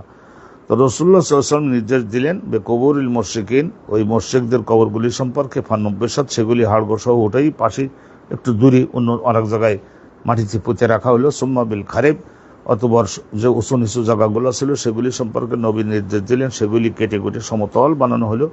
অবিন্নাখলে খেজুর গাছ যেগুলি ছিল সেগুলিকেও কেটে ফেলা হলো। হ্যাঁ, তো অনুরূপভাবে ফাসফু আর নাখলা। পরবর্তীতে যেহেতু মক্কার ঘর হলো দক্ষিণ দিকে, তো দক্ষিণ মাথায় দক্ষিণ সাইডে মানে মসজিদের পশ্চিম, আমাদের দেশে হলে আমরা পশ্চিম সাইড বলতাম, কিন্তু ওখানে হলো দক্ষিণ সাইড। মসজিদ নববীর একেবারে দক্ষিণ সাইডে ওই কেটে ফেলা খেজুর গাছগুলাকে ওই করাত, সেই জমানায়ও তো করাত ছিল, লোহার যন্ত্রপাতি ছিল, সেগুলো কেটে কেটে অথবা আস্ত আস্ত খেজুর গাছগুলি কেটে কেটে বেশ সারিবদ্ধ করে দক্ষিণ সীমানাটা দিয়ে দেওয়া হলো খেজুর গাছগুলির দ্বারা। কেবলাতাল মসজিদ, ওটা হলো মসজিদের একবার কেবলার সাইডটা হলো। ওয়াজআলু ইদাদাতাইহি আল হিজারা, আর নবী করিম সাল্লাল্লাহু আলাইহি ওয়াসাল্লাম ওই যে সমস্ত জায়গা দিয়ে লোকজন ঢুকবে এবং বাহির হবে দরজাগুলির, অনুরূপভাবে এজাদা বলা হয়। এজাদা বলা হয়, আমরা যে দরজা দেই সেই সমস্ত দরজার ওখানে চৌকাঠ দেই না, এইটার বলা হয় এজাদা। এজাদা, তাহলে ঢোকার পর দরজাগুলির ওই দুই পাশে গেছে তুললেন কি দ্বারা? পাথরের দ্বারা, পাথরের দ্বারা। এজাদা, আইন দদ আর দাল। এই আজদুন মানে বাহু, আমাদের যেরকম হাতের একটা বাহু লাগে না শক্তি, ওই রকমভাবে দরজায় ঢোকবার সময় ওটা লাগে। তো তথা এজাদা, নবী করিম সাল্লাল্লাহু আলাইহি ওয়াসাল্লাম ওই সময়ে কি করে মসজিদে নববীটা তৈরি করলেন, হিস্টোরিটা আমি যেভাবে বলেছি আপনারা আশা করা যায় ধরে নিতে পারবেন। ওয়াজআলু ইদাদাতাইহি আল হিজারা, পাথর দিয়ে, পাথর কেটে কেটে আনা যায়, পাথর কেটে কেটে এনে তারপরে আমাদের বর্তমান জমানায় যেমন নাকি আমরা কলাম তৈরি করি না, এই কলামগুলি পাথরের দ্বারা করলেন। ওয়াজআলু ইয়ানকুলুনা সখর, আর সাহাবায়ে কেরাম পাথরের খণ্ড কেটে কেটে বহন করে করে আনতে লাগলেন, যেমন ওই কাবা ঘর তৈরি হওয়ার সময় করছেন, এখানেও এরকম করছেন। অহুম ইয়ারতাজিজুনা রেজেজ, রেজেজ মানে সড়া জাতীয় কাজে গতি আনবার সময়, একটু কষ্টের কাজের সময় একটু রস দিতে হয়। তো ইয়ারতাজিজুনা, সাহাবায়ে কেরাম ওনারা সকলে ওজনদার, ওজন মানে পরিমাপবদ্ধ বাক্য বলতে হয় না, একটু খুশি করবার জন্য। নবী সাল্লাল্লাহু আলাইহি ওয়াসাল্লাম মুহাম্মদ রাসূলুল্লাহ সবসময় তো সাহাবাদের সঙ্গে থাকতেন। ও ইয়াকুল রাসূলুল্লাহ সাল্লাল্লাহু আলাইহি ওয়াসাল্লাম নিজে বলতেন, আর ওই দিকে দিকে সাহাবারা ফলো করতেন। আল্লাহুম্মা লা খায়রা ইল্লা খায়রুল আখিরাহ, ও আল্লাহ, আমরা দুনিয়ার মঙ্গল ভোগ বিলাস এগুলি বেশি চাই না, শুধু চাই খায়রুল আখিরাত, মৃত্যুর পরের অনন্তকালের সেই জীবনে যেন আমরা মহাসম্মান সুযোগটা, রহমতটা যেন আমরা পাই। আল্লাহ ফাগফিরুল আনসার ওয়াল মুহাজিরা, তো এটা সুর করে পড়ে শোনালে ভালোই শোনা যায়। আল্লাহ, আপনি মদিনার যারা আনসার আমার ভাই, যারা হিজরত করে আমার সঙ্গে আসছে, মুহাজিরা, সবাইকেই আপনি মাগফিরাত দান করুন, পেছনের জীবনের আর কিছু রাখবেন না, সব ধুই মজি পরিষ্কার করে দিয়ে এখন থেকে ইবাদতগুলি কবুল করুন। তারা আপনার ইবাদতের জন্য মসজিদ তৈরি করছে, পাথর কেটে আনতেছে। অনুরূপভাবে তারপরে মাটি আর এই মাটি বালু আর পানি, এগুলিতে ভিজেই তারপরে সুন্দর করে লাবেনা মানে কাঁচা ইট, এটা তৈরি করতো না, সব সাহাবা আনতেন মাথায় করে একটা করে, আর হযরতে আম্মার আনতেন 2টা করে। তো নবী বলেছিলেন না, আমার আম্মার কত কষ্ট করে, আর ফিরকায়ে বাগিয়া বিদ্রোহী হক খলিফার বিরুদ্ধে বিদ্রোহকারীরাই তাকে শহীদ করবে। রাসূলুল্লাহ বলে দিলেন যে ভবিষ্যতের খবর বলে দিলেন, আল্লাহ জানাইছেন তো বলে দিলেন না। তো আলহামদুলিল্লাহ আমরা এই হাদিস খানা পড়লাম, এর মাধ্যমে আমরা জানতে পারলাম যে মসজিদ তৈরি করবার সময় সেখানে যদি 2-1 জনের কবর পড়ে যায়, তাহলে সে কবরটাকে সুন্দর করে ইজ্জতের সঙ্গে সম্মানের সঙ্গে উঠাইয়ে তারপরে পার্শ্ববর্তী একটা সুন্দর জায়গায় সেটারে আবার দাফন করে দিয়ে ওই জায়গায় মসজিদ আলহামদুলিল্লাহ তৈরি করা যাবে। আর রাসূলুল্লাহ মদিনাতে যাওয়ার পরে আমরা কোথায় ওই যে আলহামদুলিল্লাহ থাকলেন না নবী করিম সাল্লাল্লাহু বনু আমর ইবনে আউফ, আমর ইবনে আউফ বিরাট গোত্র, তাদের গোত্রের মধ্যে প্রায় 20-30 হাজার লোক ছিল, তাদের ওখানে 24 দিন ছিলেন। তারপরে নবী করিম সাল্লাল্লাহু আলাইহি ওয়াসাল্লাম ওই গেলেন যে বনু নাজ্জার, নবী পাক সাল্লাল্লাহু আলাইহি ওয়াসাল্লামের মামু সম্পর্কেও হতেন, কিন্তু আল্লাহর ইশারায় মামু বাড়িতে ওঠেন নাই, উঠে দড়ি ছেড়ে দিয়েছিলেন না, দড়ি ছেড়ে দিয়ে বলেন ফাইন্নাহা মা'মুরা, সেই আদিষ্ট হয়ে আছে কোন বাড়িতে। তো আবু আইয়ুব আনসারের বাড়ির উঠানে যেয়ে এইভাবে গলা বসাই দিল, আর ওঠে না। তখন রাসূলুল্লাহ আশেপাশে তখন মনে করে নেন 1,000 লোক জমা হয়ে গেছে, আর জ্যোতির্ময় সূর্যের মতো রাসূলুল্লাহ জ্যোতির্ময় ছিলেন। তো সবাই আসলো, দেখলো, তারপরে এখানে থাকতে শুরু করলেন। আর ওই যে বনু নাজ্জার গোত্রের লোক এক তো মামু, তারপরে আবার তাদের এই দামি জমি রাসূলুল্লাহ নিলেন, কি করে সমতল করলেন, কি করে সেখানে মসজিদ তৈরি করলেন, তারপরে মসজিদ তৈরি করলেন। আর নিজের স্ত্রীদেরকে নিয়ে ব্যক্তিগত থাকবেন, সেই জন্য ওই এতিমদের 2 জনের কাছ থেকে দখলদার হিসাবে ওই যে তুব্বা ইয়ামানের বাদশাহ, সেই তো জমি কিনে রেখে গেছে না, আখেরি জামানার নবীর বসবাসের জায়গা হবে। আলেমরা বলেছিল মদিনার আনসারীদের ব্যবহার দেখে দিনের বেলায় যুদ্ধ করে, রাতের বেলায় খাওয়া পৌঁছেই দেয়। সুবহানাল্লাহ ওয়া বিহামদিহি, সুবহানাল্লাহিল আযীম। আজকের এ পর্যন্তই ইনশাআল্লাহ তাআলা আমরা রাখছি। এর মাধ্যমে আমরা কিতাবুস সালাতের মধ্য থেকে কিন্তু ঘুরে ফিরে ওই মসজিদ তৈরি, মানে মসজিদ তৈরি কি জন্য, নিশ্চয়ই সেখানে সালাত আদায় হবে। আলহামদুলিল্লাহ এই বিষয়গুলো সম্পর্কে আপনাদের উদ্দেশ্যে আমরা আলোচনা করলাম। আজকের এ পর্যন্তই রাখছি। ওয়া আখিরু দাওয়ানা আনিল হামদুলিল্লাহি রাব্বিল আলামিন। আসসালামু আলাইকুম ওয়া রাহমাতুল্লাহি ওয়া বারাকাতুহু।